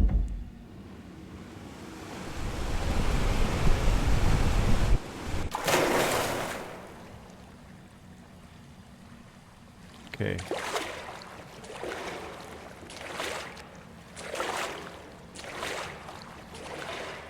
Okay. Then what about this red slide? Do I have to use slides? I'm totally lost.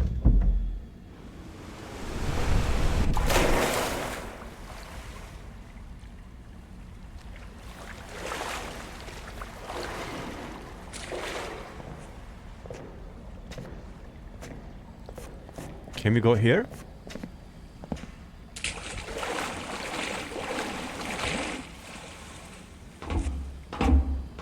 Wow, this was... Okay, this apartment complex level, whatever it is, it's messing with me.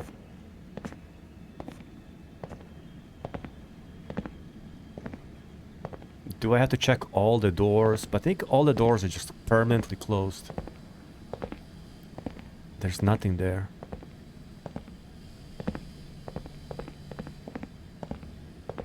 Maybe that wall that opened in front of me.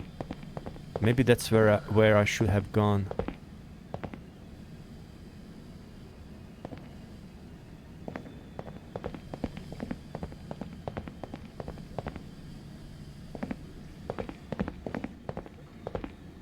The yellow slide.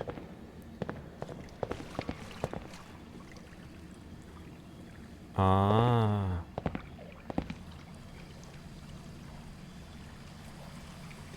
Is this the same flamingo room with the red slide? Yeah. Oh my god.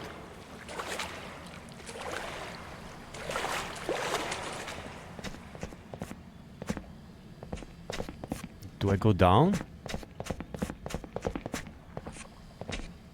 But I think this is where I came from, right?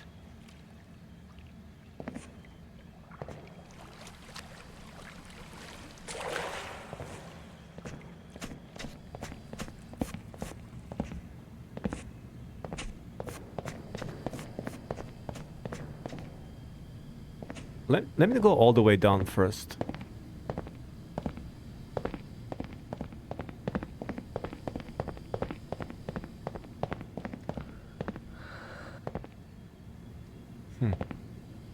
I'm really lost. Okay, there's no more down. This is where I came from.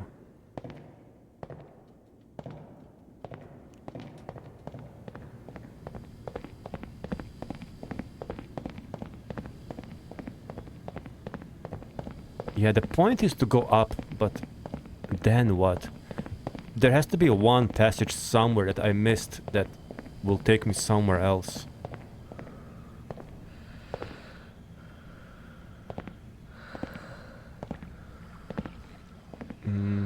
Yeah, this is that place, yeah.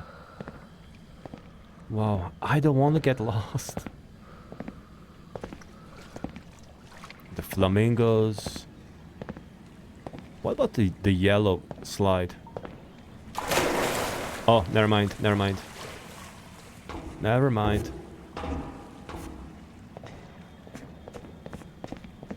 So all the slides will take me down just to restart, basically. The blue slide. Is it the blue slide?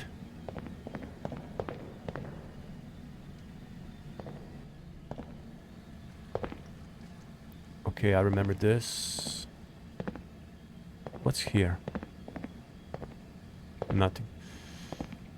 Here.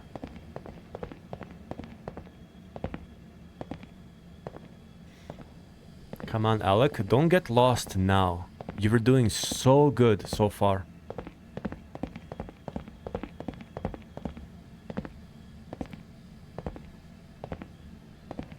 That's the blue slide. I already tried the blue slide, right?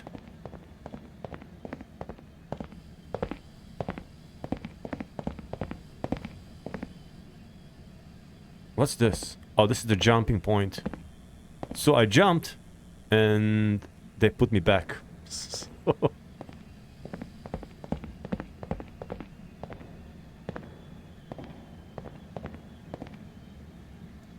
Yeah, this is definitely insane. Wait.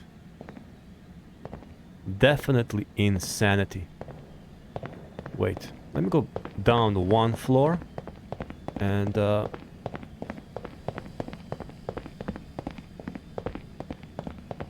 yellow slide we already saw. It'll just take us down to the pool.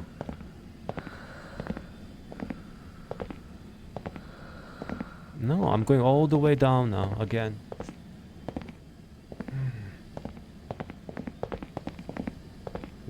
Wait. This is the big room. Okay. Let's explore here.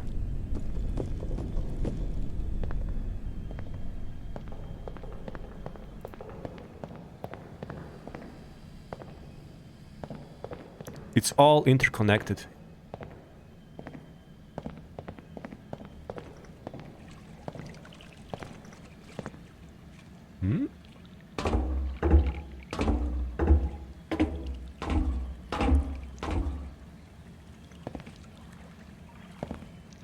Okay, this is kinda new, but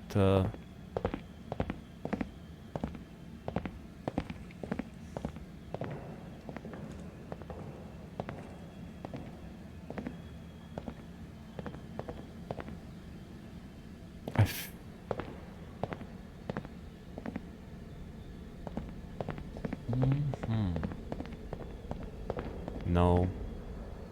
Wait. Wait, man. I don't know where to go.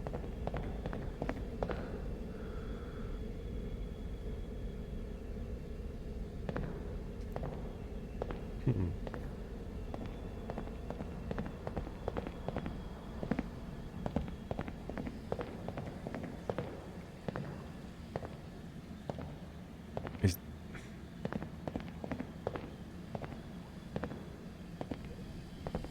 You know what? I'm gonna try the blue slide because I just can't remember now anymore if... Was it supposed to be the blue slide that takes me somewhere?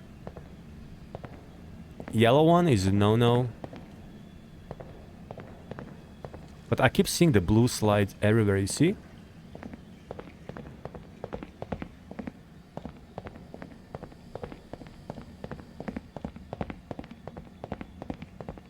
Like, I wish my memory is better, but let's see. Let's try the blue slide. Is it the flamingo room? Yeah.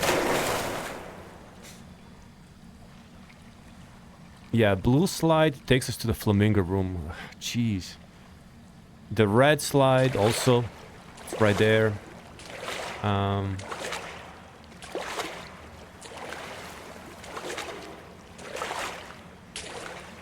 If I go down, I mean, we're gonna go back.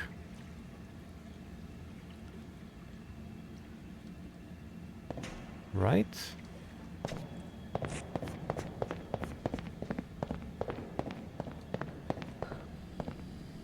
Yeah, we have to go up.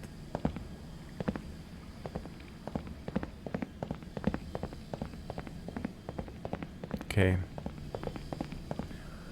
I'm just gonna go, keep going up again.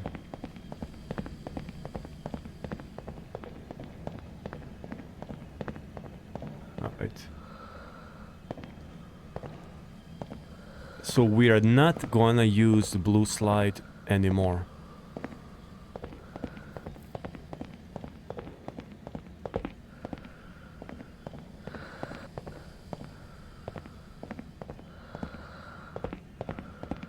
To run a little bit slowly.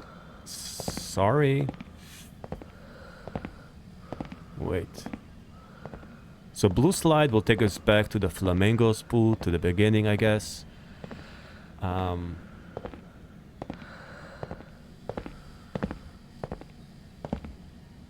I going to able to find... This is where we jumped and nothing happened.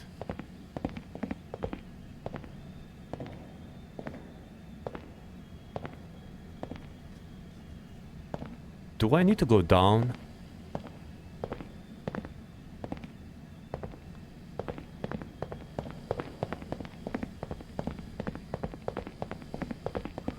The yellow slide.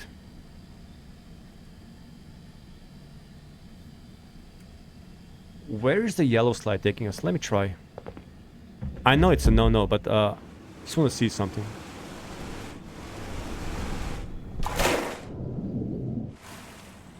Yeah. Yep.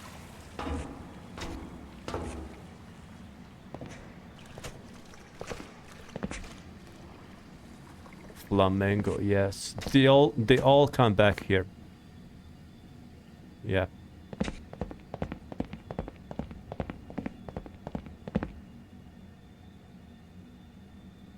Let's see.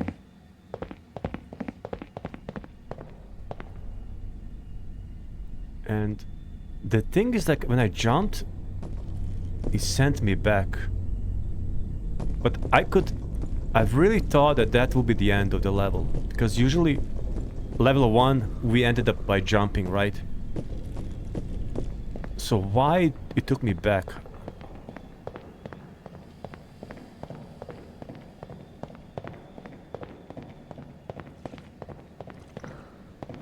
I don't really understand. Oh no. What? Okay. Okay, now I'm truly lost, which is, you know, one of the points of the games to make you lost, make you feel lost, or be lost. And it happened. It happened because this is very confused. What's here?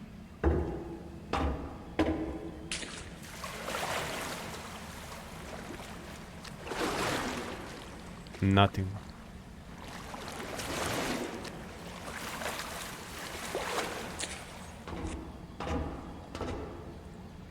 So we gotta go up there.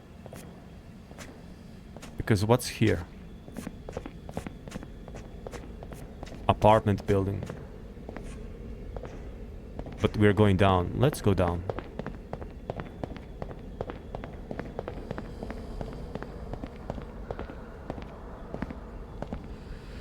Oh.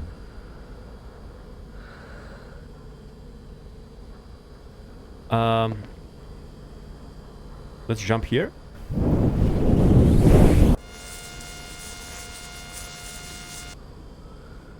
No. Don't jump here, don't jump there. What's this? Because I feel like if I go back to this pure white space, I'm going actually back where I came from. Right? Yes. This is where I came from. Oh no, I didn't want to get stuck.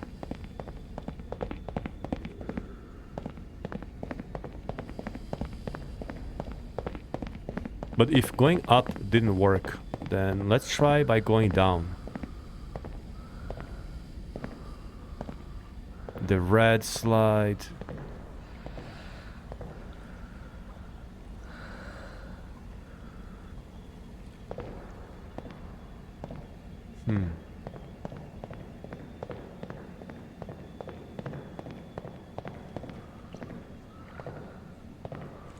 Do you guys remember this place?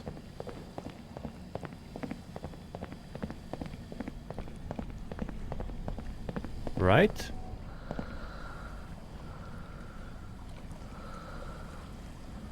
Isn't this where I came from?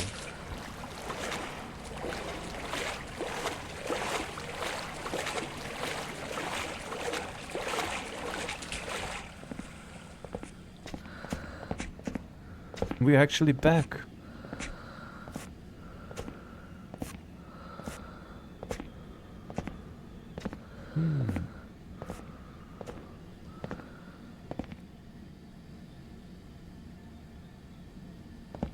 So there are a couple of separate buildings, actually. Let me see this one. The red slide, the blue slide. I heard something, anyways. Oh, this.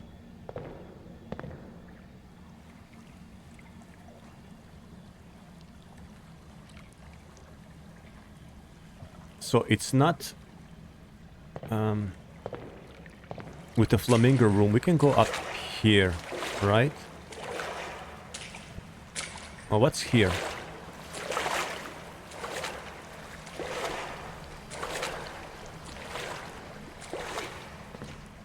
I'm really sorry that I got stuck. Yellow. All the slides go back, so they're nothing. Yeah, wait. Here. There was this one door that opened magically in front of me. And now I wish I know where it is. I was going up and there was this like fog, and as I approached, it dissolved and it opened in front of me. I was going here somewhere. Yeah.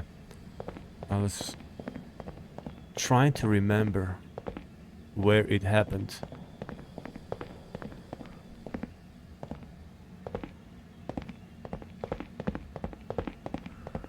There has to be... Oh, it was here, right? Or there. Let's try here.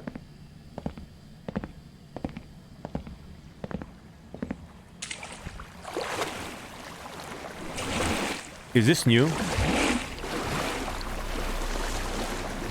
Yes, yes, yes.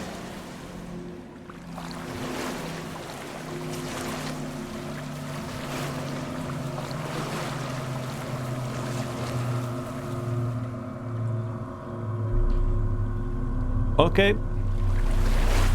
Okay.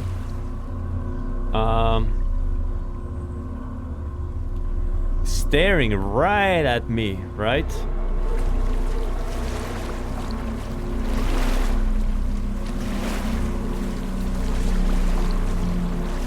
Whoa, whoa, whoa, whoa, whoa.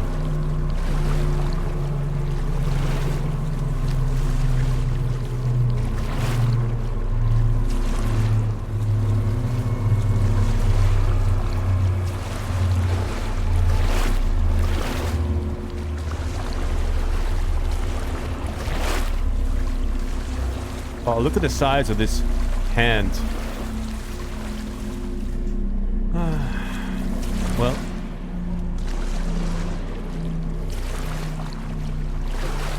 We're gonna go to the light, I believe. There.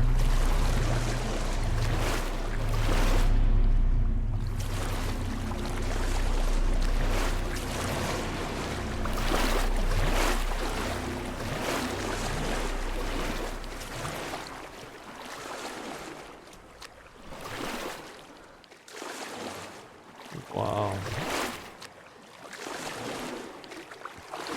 I'm just really glad that we finally found a way, actually. Wow. Oh, this is so bright. Okay, that's...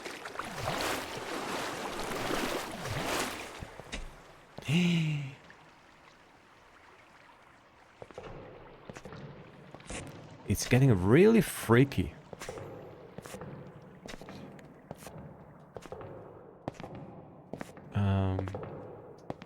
There's something there, but let me check this place here first.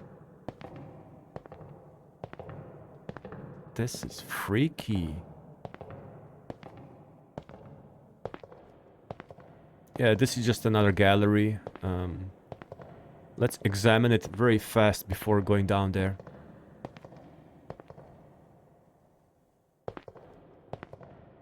So they're all kind of intertwined. What's the word? Intertwined.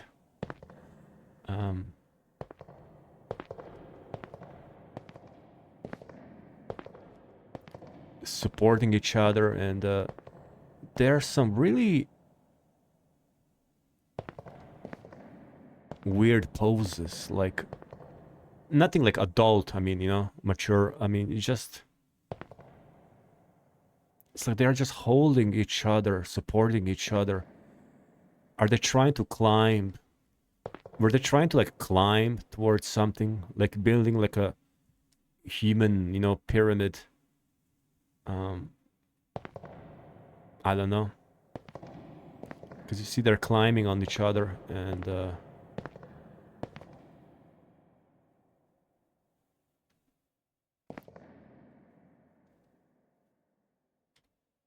I don't know.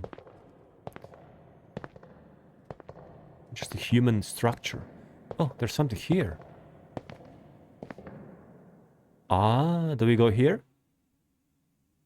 You guys are shielding this hole?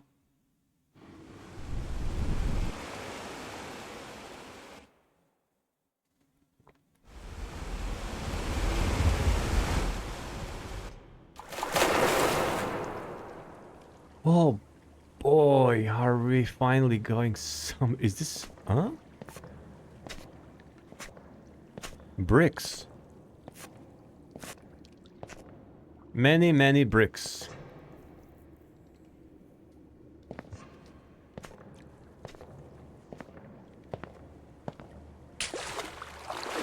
We're going this way. Through this tiny little door.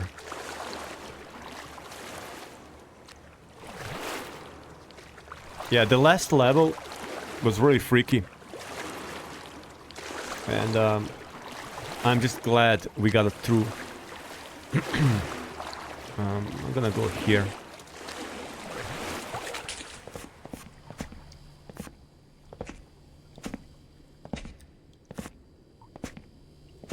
What's this? A clock.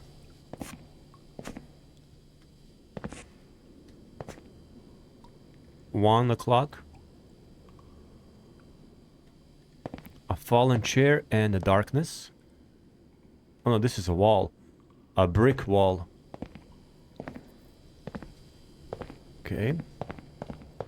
That means we gotta go the other way through the water.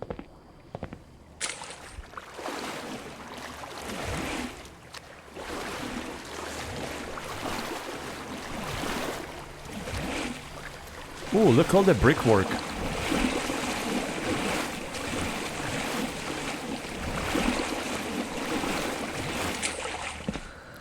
Oh yeah, this really reminds me of Tomb Raider games. Wow, nice. I do like the bricks. Oh, yep. So now we have like some sort of like imitation of wow, how would you even call it? Like a construction site. Half finished.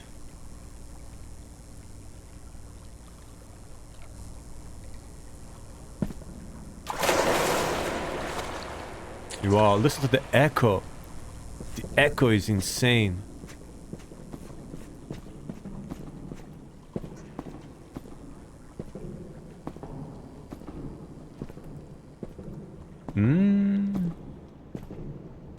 Wow. We can go up there. We can go... That's just nothing there. What's here? It's very red. Huh?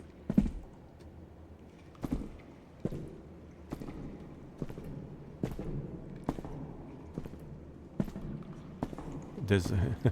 we can also jump. No need. I do like how if you make a wrong move, you know, it just rewinds you back. I appreciate that.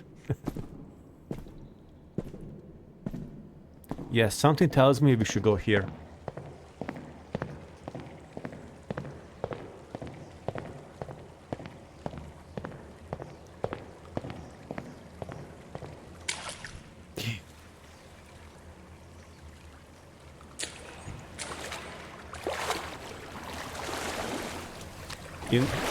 The funny thing is, like, you never know what to expect to see, you know, ahead.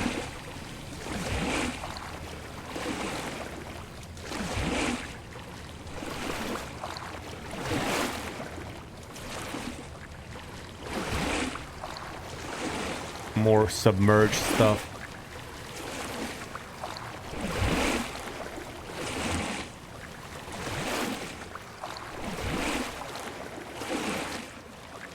Okay.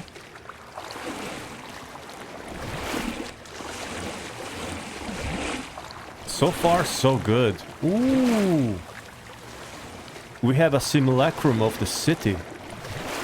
Or something like that.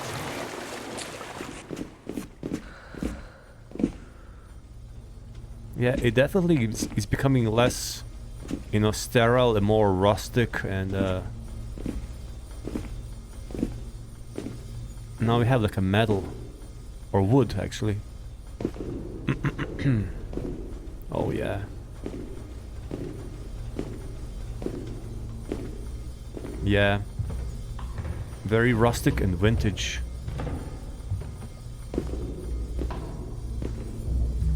Dang it, look at that.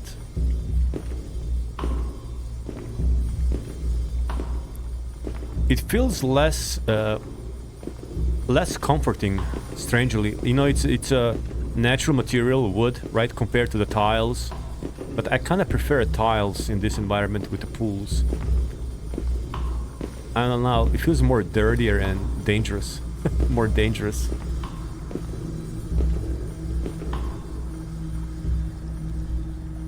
Like, it feels old.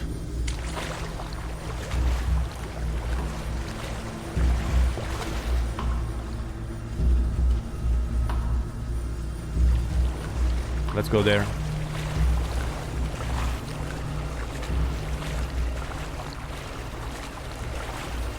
Let's see if we can finish this game today in a one take. That would be an achievement for me. Just go there, go there, go there. What's that? Ah. Alright.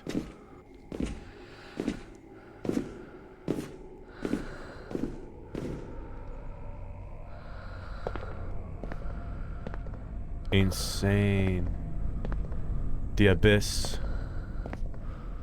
Okay, like, so far this level is more linear, meaning less confusion and less chances of getting stuck. The one with the apartment building, that was almost the end of me there.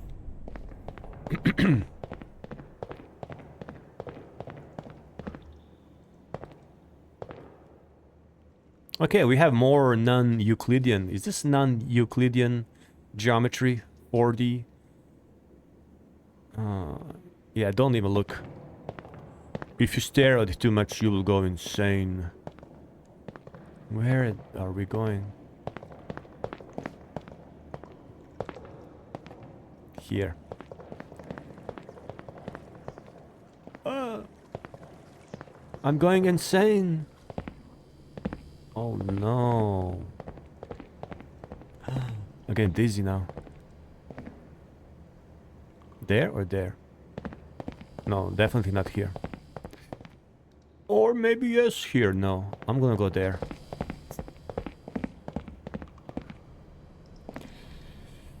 Huh? Oh, I cannot go there. Okay, good. Good.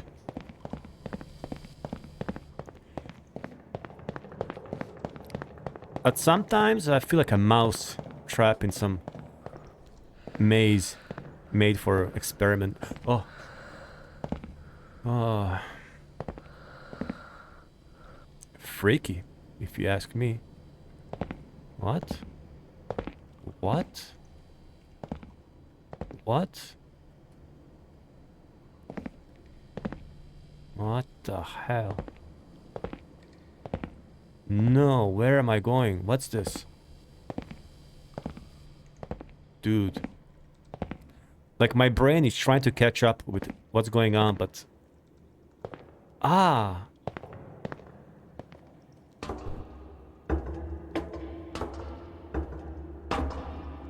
Hey, brain, are you okay? You're hanging on there?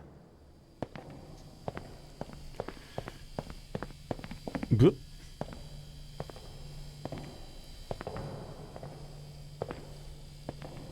Interesting stuff.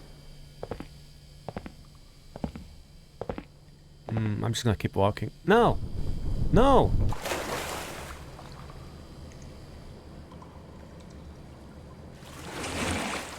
Yes, I mean, good. Okay, at least we know there's no going back, so...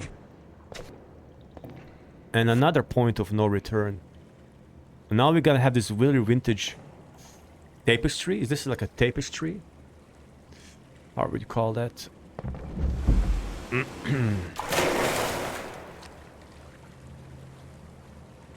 Yep.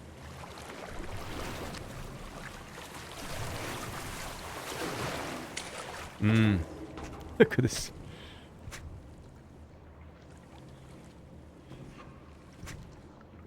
It's like if someone tried to build stuff, human, you know, if someone tried to build human-made structures out of some really distant memory. Like if you try to explain to aliens how our structures look like or something like that, and then alien try to recreate that.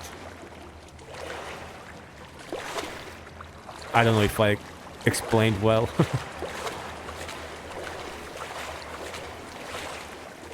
Like, you know, there are walls and there are doors and stairs and there's pools. And you make like short notes and then some alien... Oh, we are in the Backrooms. This now looks like Backrooms. Oh, yes. Oh, no, the maze.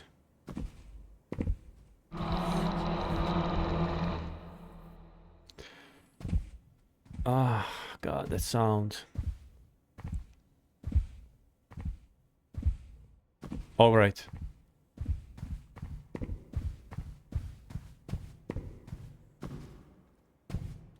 Telephone booth.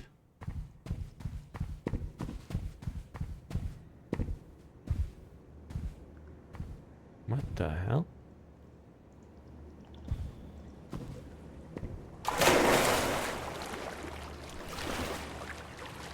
Okay. What the heck?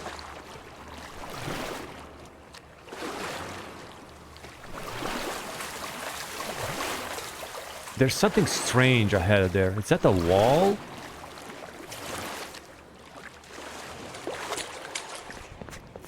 And the depth of field, it keeps blurring the things ahead. What? Oh, wow.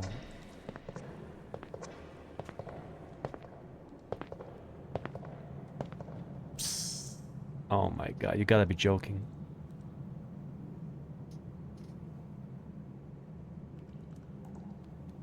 You have to be joking, right?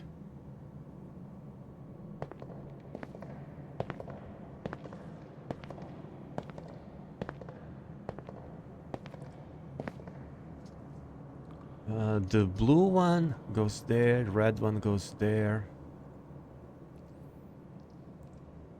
The yellow one all the way there. And the green one? Probably down here. You know what? Let's take the green one. That's the one we cannot see, really. Yeah. Oh, actually all of them are taking us here. It's fine. I tried to be smart. I failed. Oh, oh my God, a shadow. I thought there's something walking there. That's a shadow. It's a weird shadow there.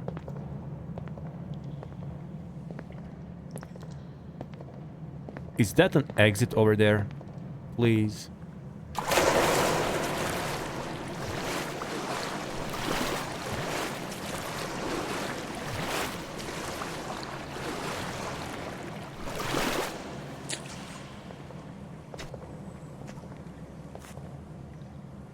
Yeah. Exit?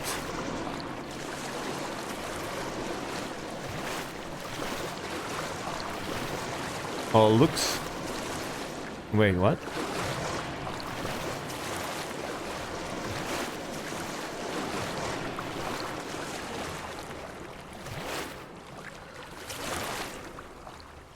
Hmm?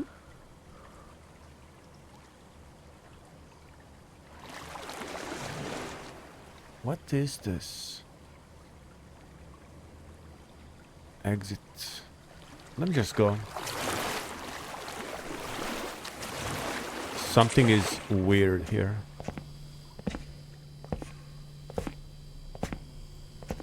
Oops. Yeah. No.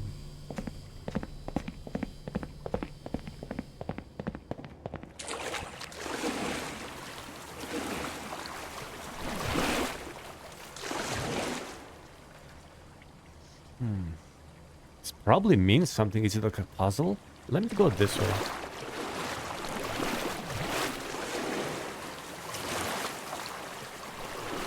All right.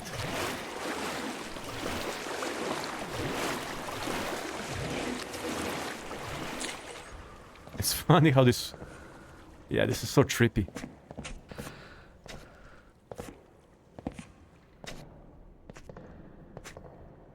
Yeah, who knows where we're gonna end up now.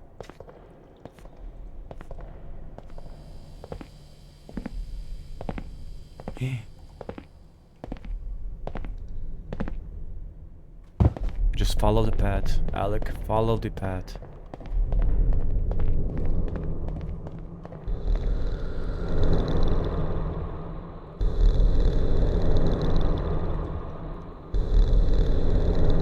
Something is snoring there very loudly.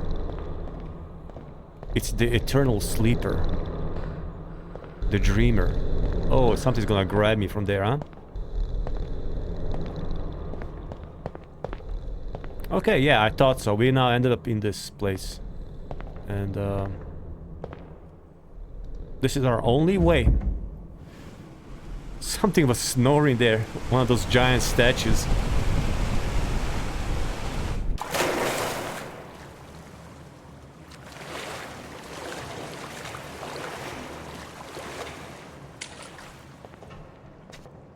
Just follow the road.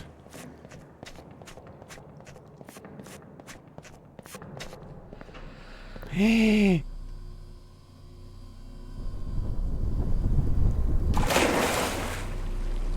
All right.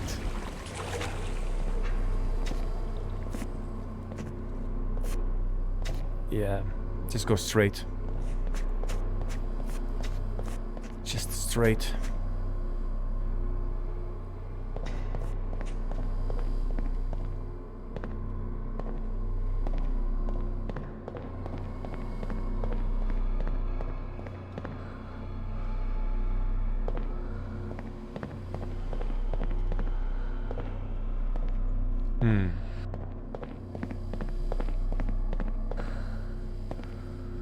Oh, really?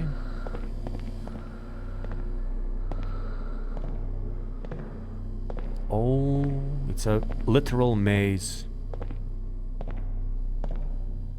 Usually you can see like some sign somewhere telling you where to go, what to do.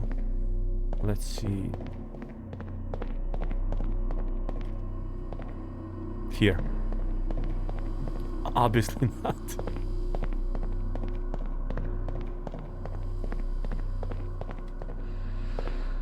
No.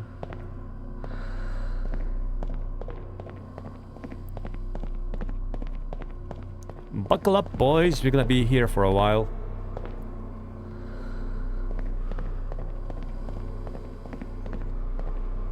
Oh, no.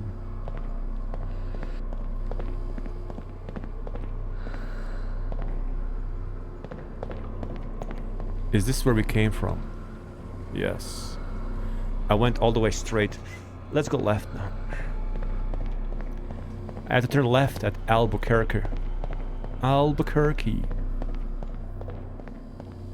Just... nothing there. Nothing there, okay.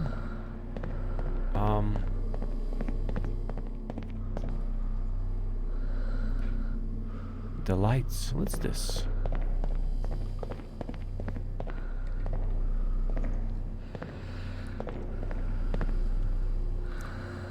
Is this where I came from again? This is not good, boys.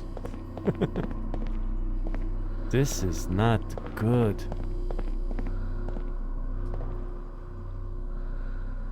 Wait, the sign there said there was like 4 lines at top and 3 at the bottom, and then there was like an arrow to exit. I'm trying to think now. It has the same pattern, like a black pattern. 4 at the top. Does it mean that had to be the sign we saw there with the exit sign, the symbol, the drawing or whatever? That probably meant something.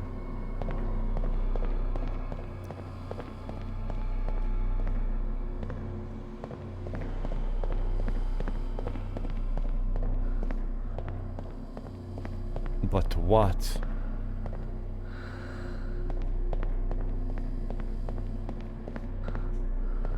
Oh. Oh, I think we see there's something there. Yes, guys, yes. Take me there. Take me there. Yes. Yes. If you wanna be my love. Stairway to heaven? Maybe? Oh.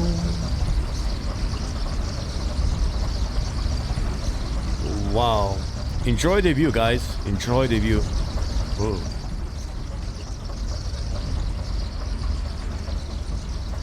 Yeah, basically, if your brain in during the dream try to recreate some scenery from real life.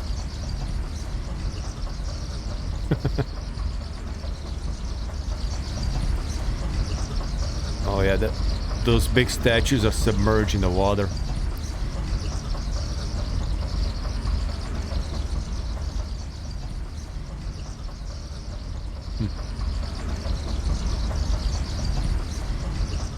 Let's go up.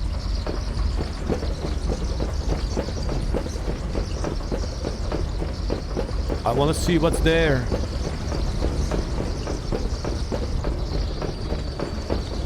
Wait. I hear something.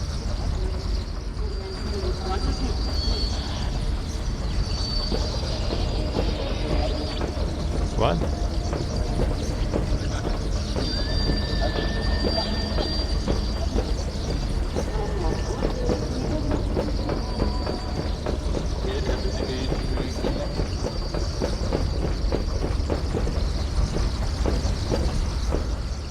Ooh.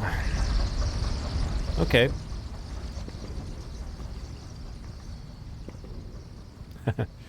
I'm pretty sure this door is closed. Oh, God. Wait. You got me there. Is there something here?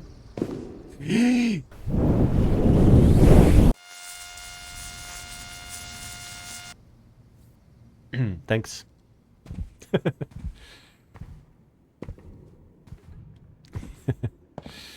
Oh my God.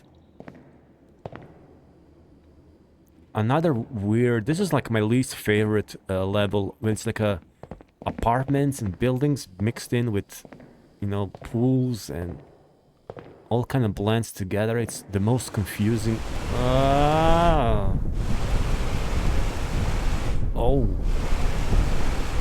Oh.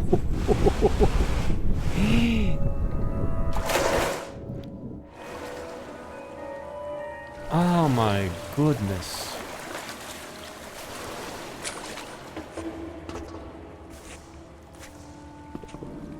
Okay, now this feels like a Truman Show, right?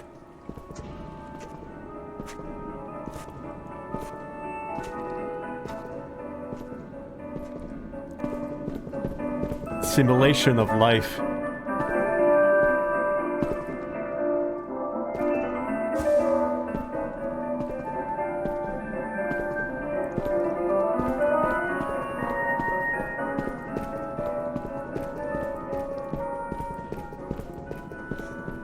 What do we have here? Is this a whole street? Yeah, one of the levels of the Backrooms is like a infinite suburbia, I think it's called.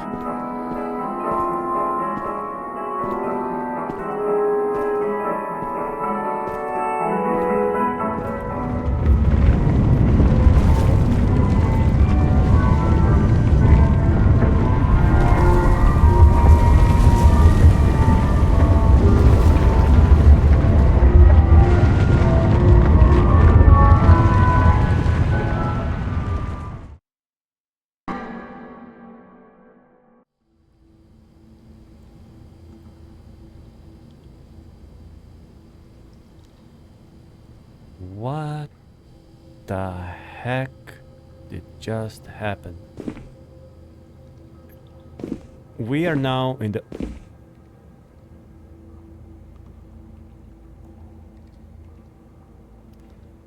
This way? Okay. I will listen, Mr. Marble Statue. Good.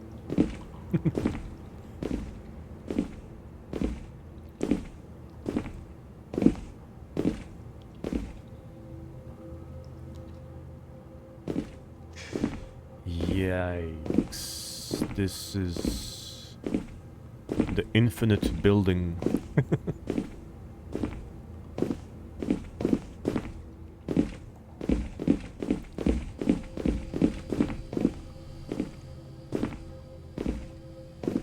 Okay, this is kind of cozy now here. Yeah, I like this. I like it. Add a couple of sofas and on a table. Makes a big change. I mean, it makes a difference.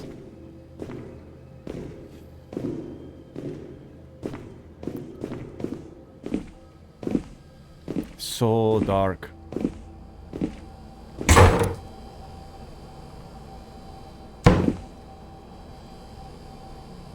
Anybody here?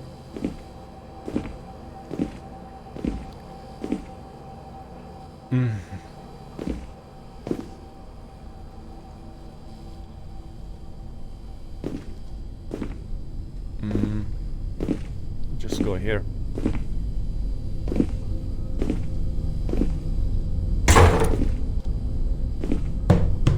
What? Yeah, don't go down there.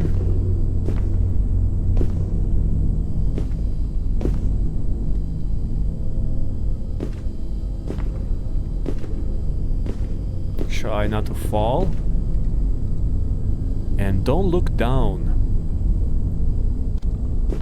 What's that? What's that? Yeah. Yeah, this is just like, now it's, you know, at the beginning it was kinda plausible, like, yeah, infinite pools, you could build this in a way, sort of. But now there's no logic at all. You go from one scene to another.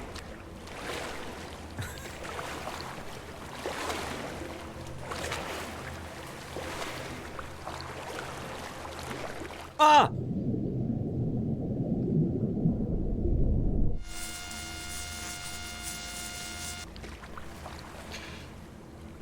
What the... Ah. So if this counts like, you know, in-game dying, I already died like 4 or 5 times. Ugh. I don't like these pitch black portals. I don't like them. Look at this. This is thalassophobia, right? Fear of the depth and the water.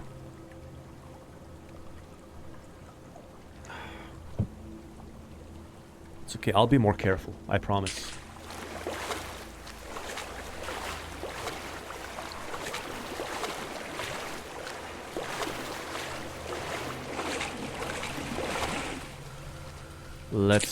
Let's go, please.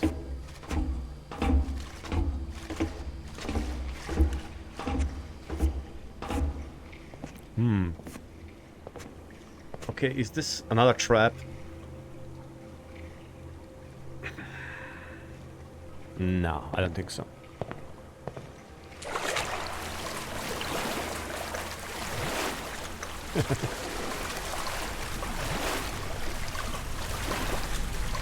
Oh, there's something big ahead of us. Something really big. Yeah. We gotta go here.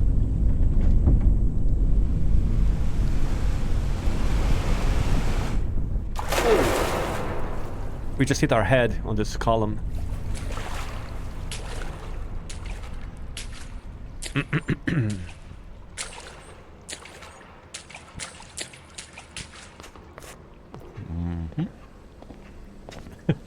Now this is the Plato's sauna, the sauna of all saunas. Will I die? Will I die if I stay too long here?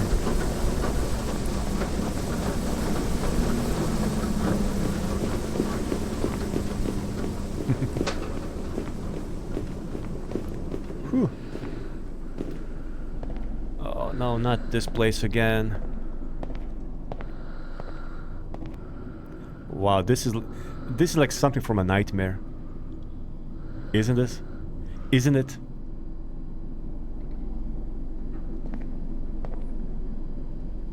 I remember having a dream once. This is very, very long ago. It's like I was like in something of like a hallway in a sort of a castle environment. And there was this long table. or just a large table, and I was sitting at the one end, and opposite end there was an empty chair, almost like a throne, and to the left or to the side there was like this open door. It was pitch black, and I was just sitting there and I was waiting for something to come out from this pitch black, you know, hallway, and to sit on the throne in front of me, and it never came out. But I remember being so anxious. I had so much anxiety. I didn't know what was it. Was it a minotaur or some creature? And that was all. I was just sitting there and waiting in anxiety. It's one of those dreams. It's not like a full-blown nightmare. It's just kind of unsettling, strange. And it's like just one scene, no movement.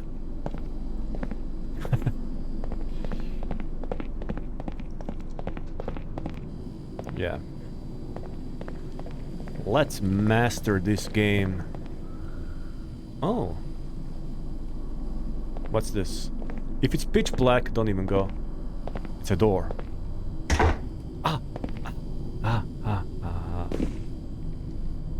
No, we can explore the interior.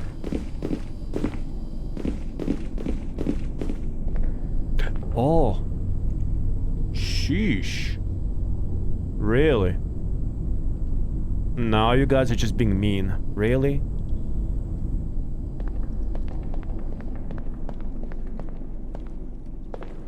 What the hell? It's a saw?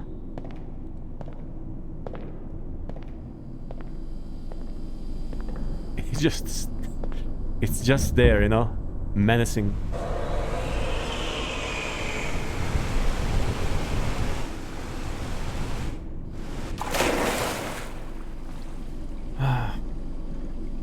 Let's go here.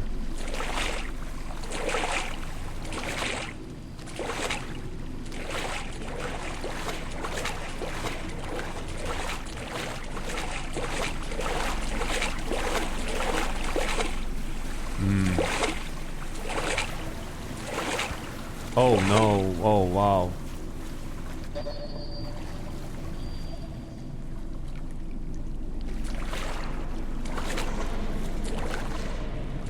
This is crazy, man.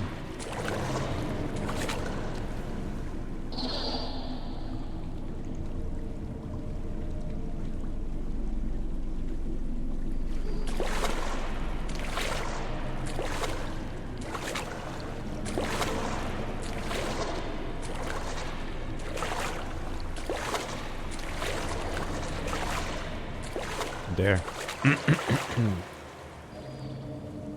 Yeah.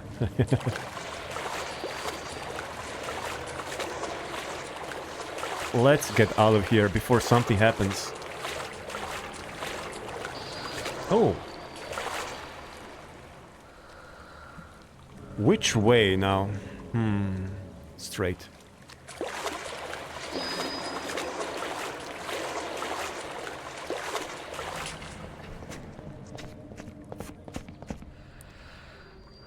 Ooh, so dark.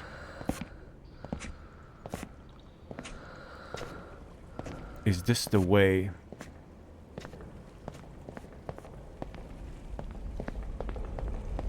Just keep going, you know, nothing to lose. Now what? Now what?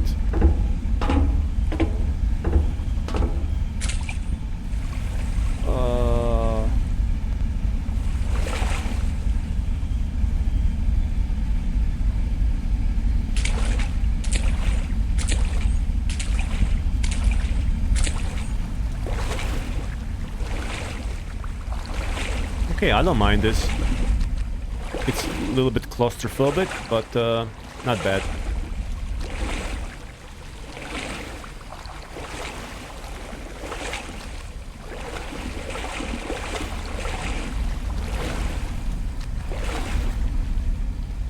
Yeah, this is too narrow, right? Yeah.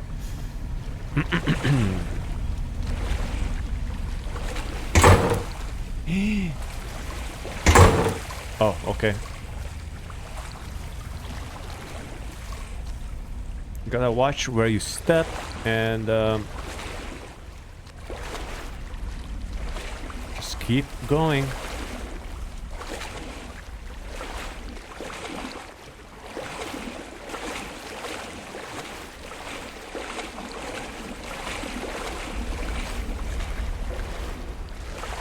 All right.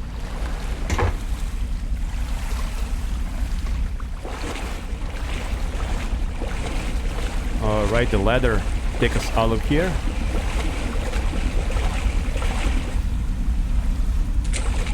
You know, the crazy part, I actually don't know how long is this game. I honestly thought it's much shorter.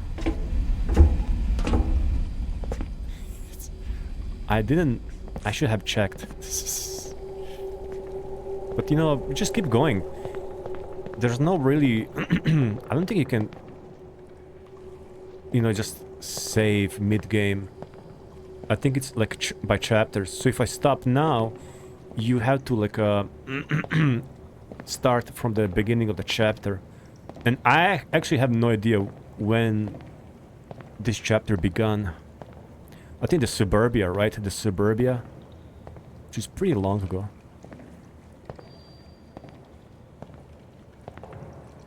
Again, we always have like a two paths. I always choose the straight one.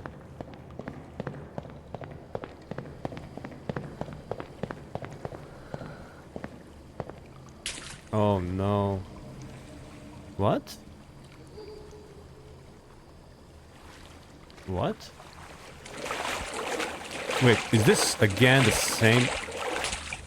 same thing? Wait a minute.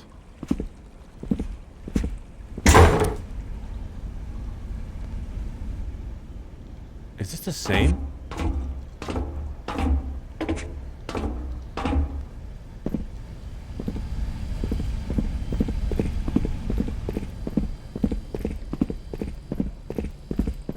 No, it's not. It's not. Wow, for a second I thought we are repeating the same level.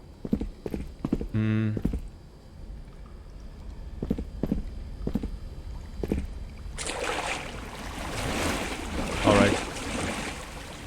A dwarven ruin.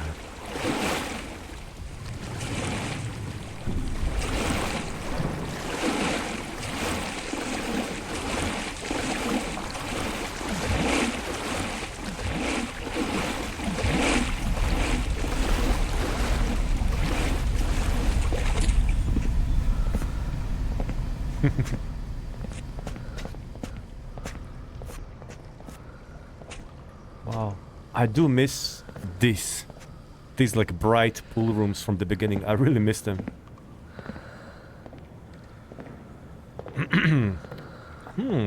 Is there a painting there?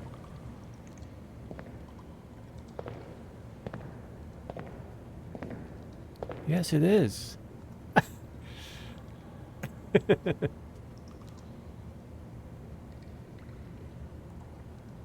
Yes, indeed. Now, what do we have here? Oh, it's actually this. Yeah. And you guys remember from the very beginning there was some kind of entity that pulled the ladder in front of us? Let's not forget that there is something ahead. I mean, there's something here with us, watching us. Probably it's nothing gonna happen. I don't think that something will attack us, you know, whatever. It just serves probably the purpose to like feel more tense, like we're being watched or followed.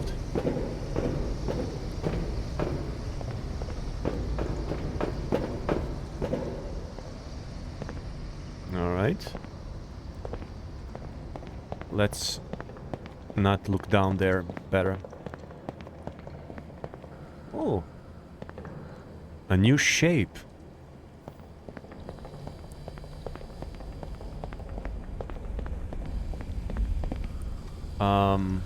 Yes?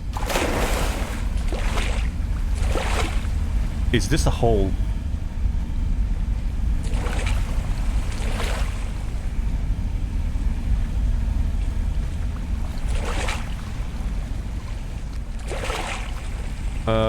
No, it looks like there's something over it. Okay. You can never be... I just don't want to fall through.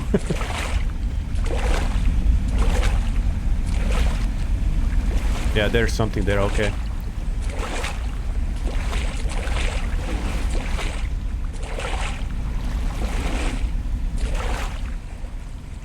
What time is it? 12? Oh, this one is actually working. It was 1 earlier. It's going backwards. Wow, so nice. I kind of like this one. Oh. Oh my god, scare me. Hey, are you moving? Are you alive?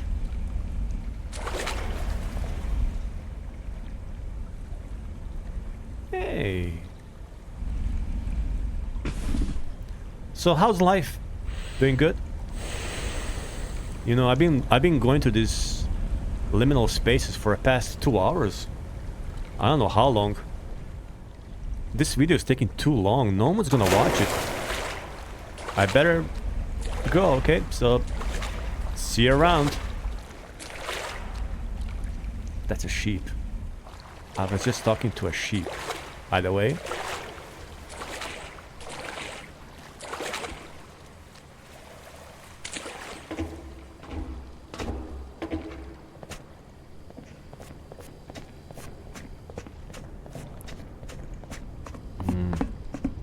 What? Oh, oh, oh, oh. Like I said, you never know what to expect coming. It's like a mass production of art.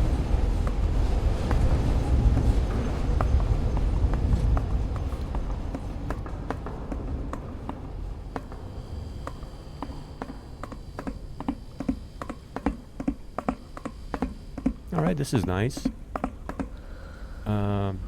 Do we? Yes, yes, yes, yes. Bam! Not bad.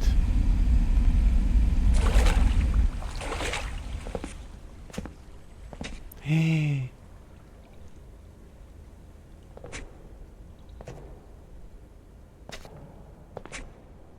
Yes, life is but a game of chess. Oh, they all feel tortured, ashamed, tired. He's making his next move. It's like a torture, you know?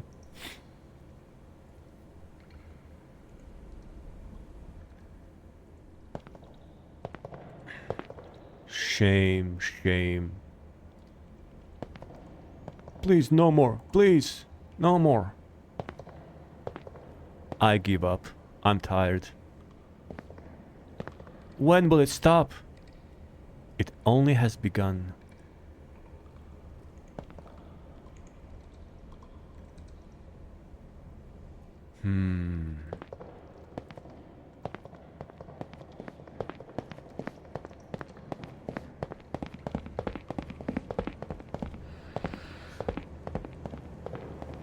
Okay.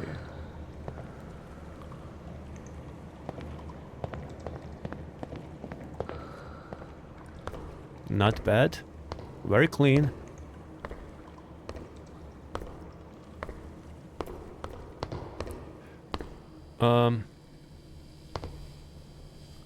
Here. So dark. Ooh. Now you're talking. Yep, someone's there peeking.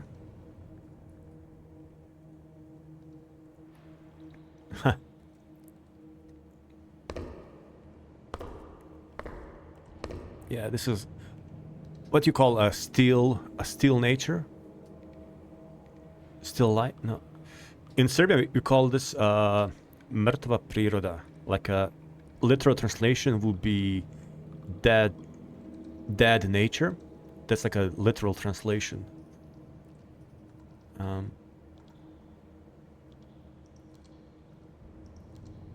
Yep.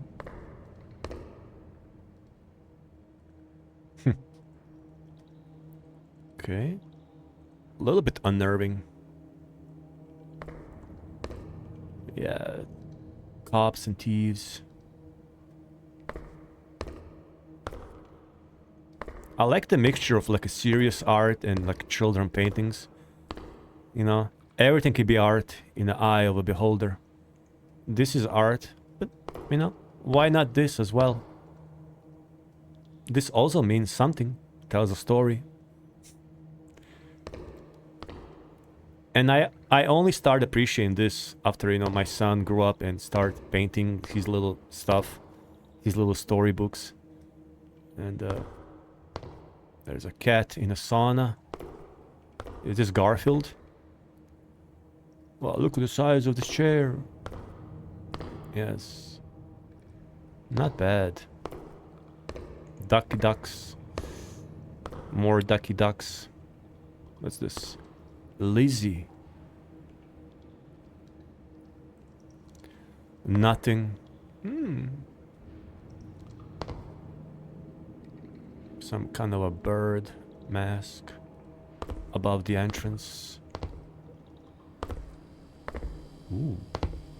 No, this is true art.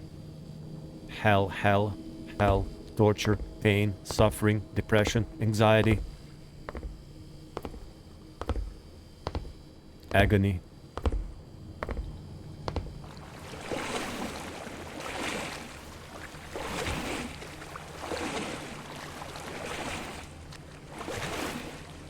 Here we see a innocent child about to be snatched. You know. But I mean, literal interpretation would be like, you know, someone grabbing a child, right? And child is too innocent, too naive to even see the danger coming. But the way I see it, especially again since having a son, it's just this gradual loss of innocence, I guess, and this purity that children have. Like, as they learn more and more about the world. And, you know, just recently I had to explain to my son, you know, all these, like, stranger danger things. Because they're also learning that in nursery. And I had to explain to him, you know, if someone offers you a toy or a candy, and he's not by himself, he's only 5. But, you know, in future, if it ever happens that he's by himself somewhere, you know, and you have to explain to him, because he'll ask why. Like, why would someone hurt you? Why would someone mean, like, you know, why would someone harm you? And you actually have to explain to them, you know, the reality. And there's something really, really sad and tragic about it. Because in their eyes, because they haven't been such a long time on this, you know, in this world, they don't understand. For them, it's everything, you know, just a play and innocence. And man, I never thought about this until I became a parent, and just seeing this slow, gradual, you know, loss of, I guess, I don't know how else to call it, loss of innocence or loss of purity. It's sad. But, you know, this is a fallen world, in a way. No matter how you want to look at it, in which angle, spiritual or just materialistic, it's fallen in many ways. So...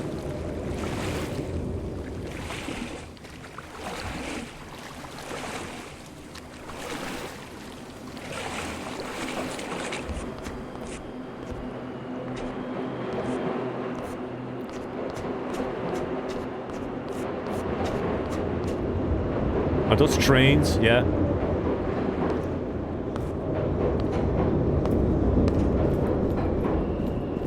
Yeah, train station. Train stations are often found in these kind of games. There's a Chilla art, at least one Chilla art game set, or actually 2. They're set on a train.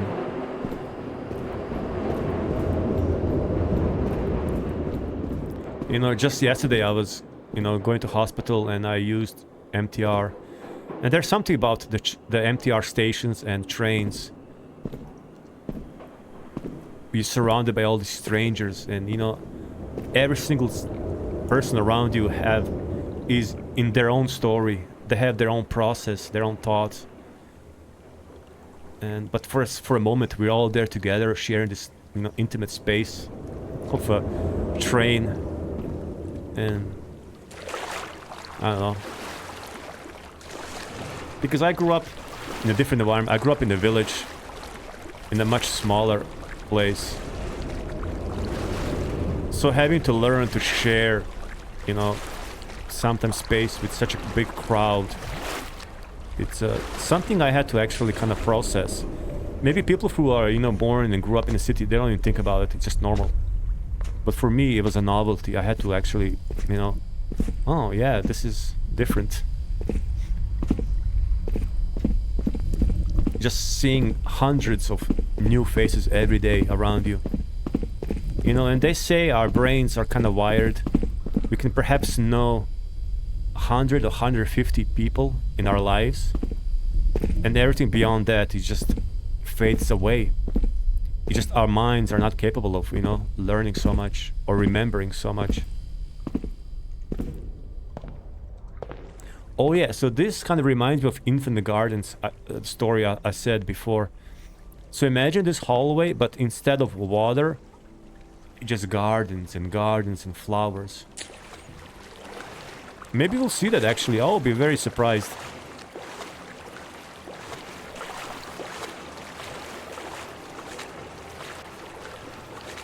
Let's see what's around the corner. I hear some music.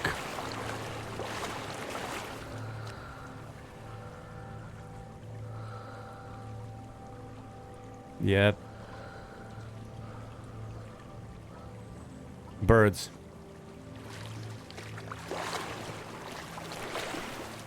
Birds.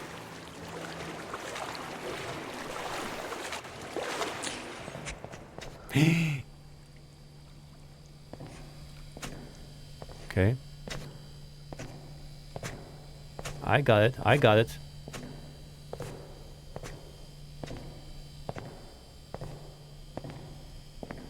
We got this.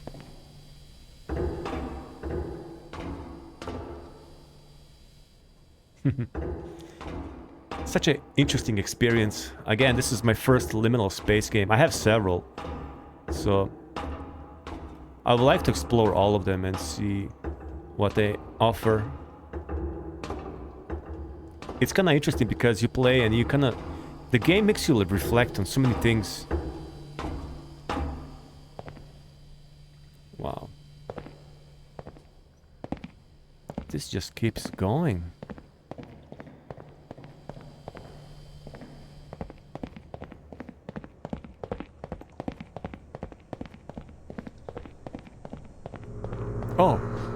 Oh.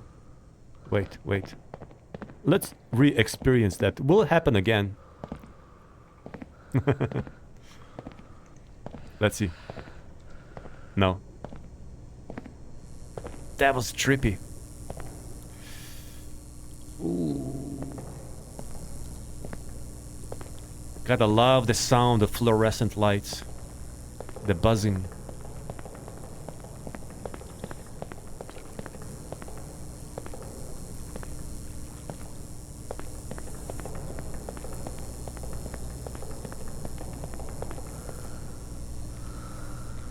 Alright, we gotta go around.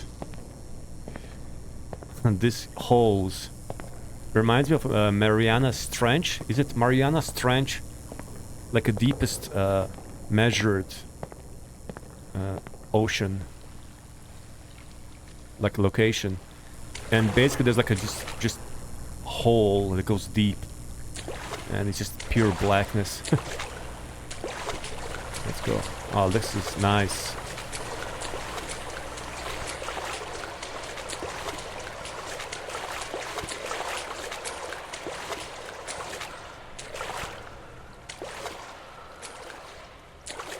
Pretty cool.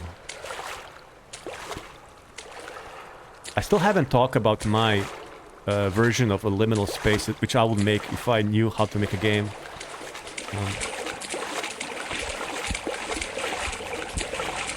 Let me see. Let's see what's going on here. Just a maze.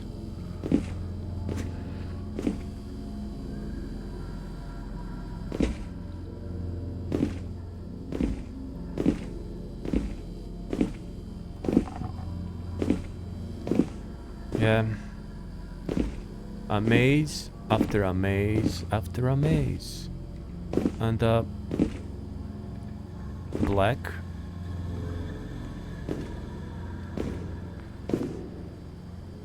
No, this is the dead end. Oh! What?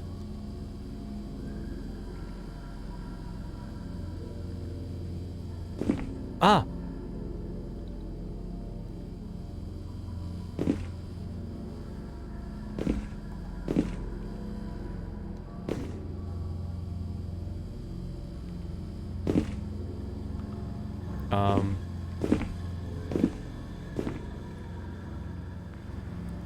Oh, there's something here, right? Whoa.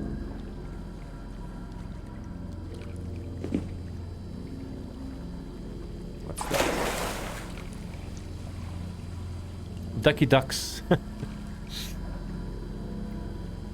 Hey, you guys are following me. This is like that episode of Doctor Who. I never watched Doctor Who, but there's this video about this, like a scary scene. There are the statues of angels, and if you turn away from them, they approach you. So you have to look at them. As long as you look at them, they will stand still. And the thing is, like, there's many statues, and if they catch you, you're dead, right?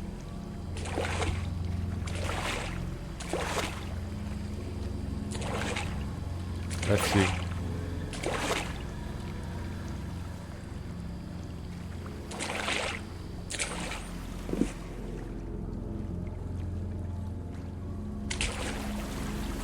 Yeah.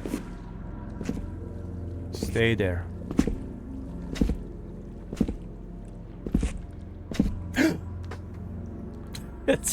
It's effective. I knew it's gonna happen, and it happened.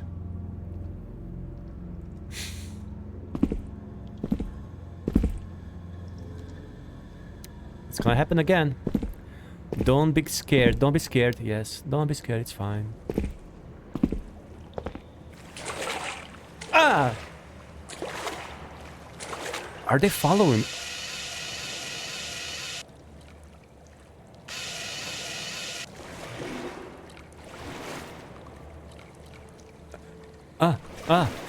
What's going on? What's going on?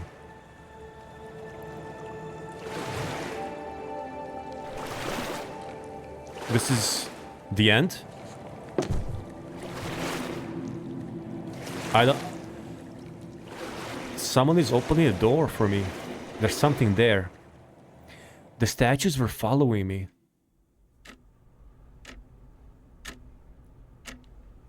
Architecture, build your dreams. Human anatomy.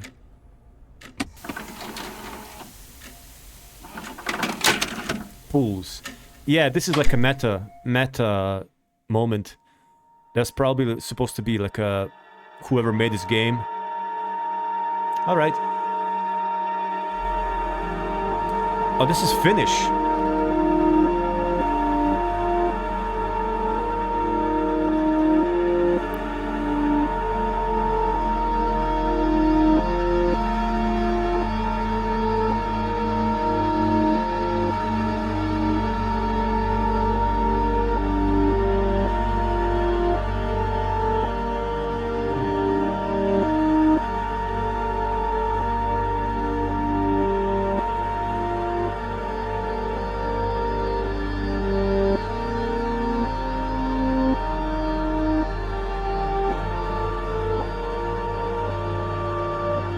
Yep, it's Unity.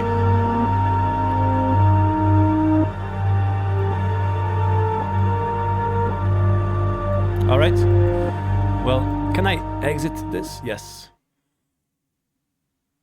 That was the pools game. Oh, look. So yeah, there are 6 chapters. You can replay, but it's fine. We did it all in one take. I hope you guys enjoyed. Wow.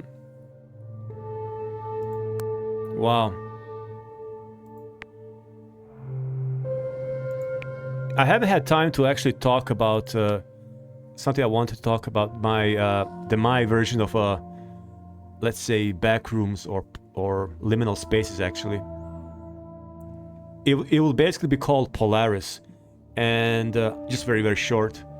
It will be called Polaris, and like I will try to make it as vast as possible, but it will be, instead of chapters or levels, it will be like one huge open world. Totally limitless, you can go any direction. Again, just pure exploration, and the idea will be that it's like a planet. Imagine like a whole planet covered in infinite, like this almost infinite maze of mansions and palaces, gardens and meadows and groves, but all made to resemble like a human architecture from various historical periods. So you have, you know, medieval castles, ancient Roman, you know, palaces and mansions and pools, you know, Indian, like a Taj Mahal style of architecture, and it will be basically like a sort of a meditation on human history and art. And I will call it Polaris because I'll imagine like it's on this imaginary planet somewhere, and the sky or the day will be like almost like this perpetual sort of a, it's a dark, there are stars and aurora borealis in the sky, but it's also like a daytime, so you can like really orient yourself what time of the day. It's like this sort of in between with the stars and northern lights, and you know, maybe some, you know, fictional planets or moons on the sky or whatever. And yeah, it'll be just, I mean, I can't go into much detail, maybe some other time. But if I knew how to make a game through Unity, that will be it. It will be a liminal space game, Polaris. And again, like I said, it will be a meditation on the basically human art and architecture. So yeah. Anyways, I hope you guys enjoyed. This was a long video, I believe, but we did it. This was the pools. I hope you guys enjoyed and, you know, watched. I have fun, and I'll see you next time. Thanks.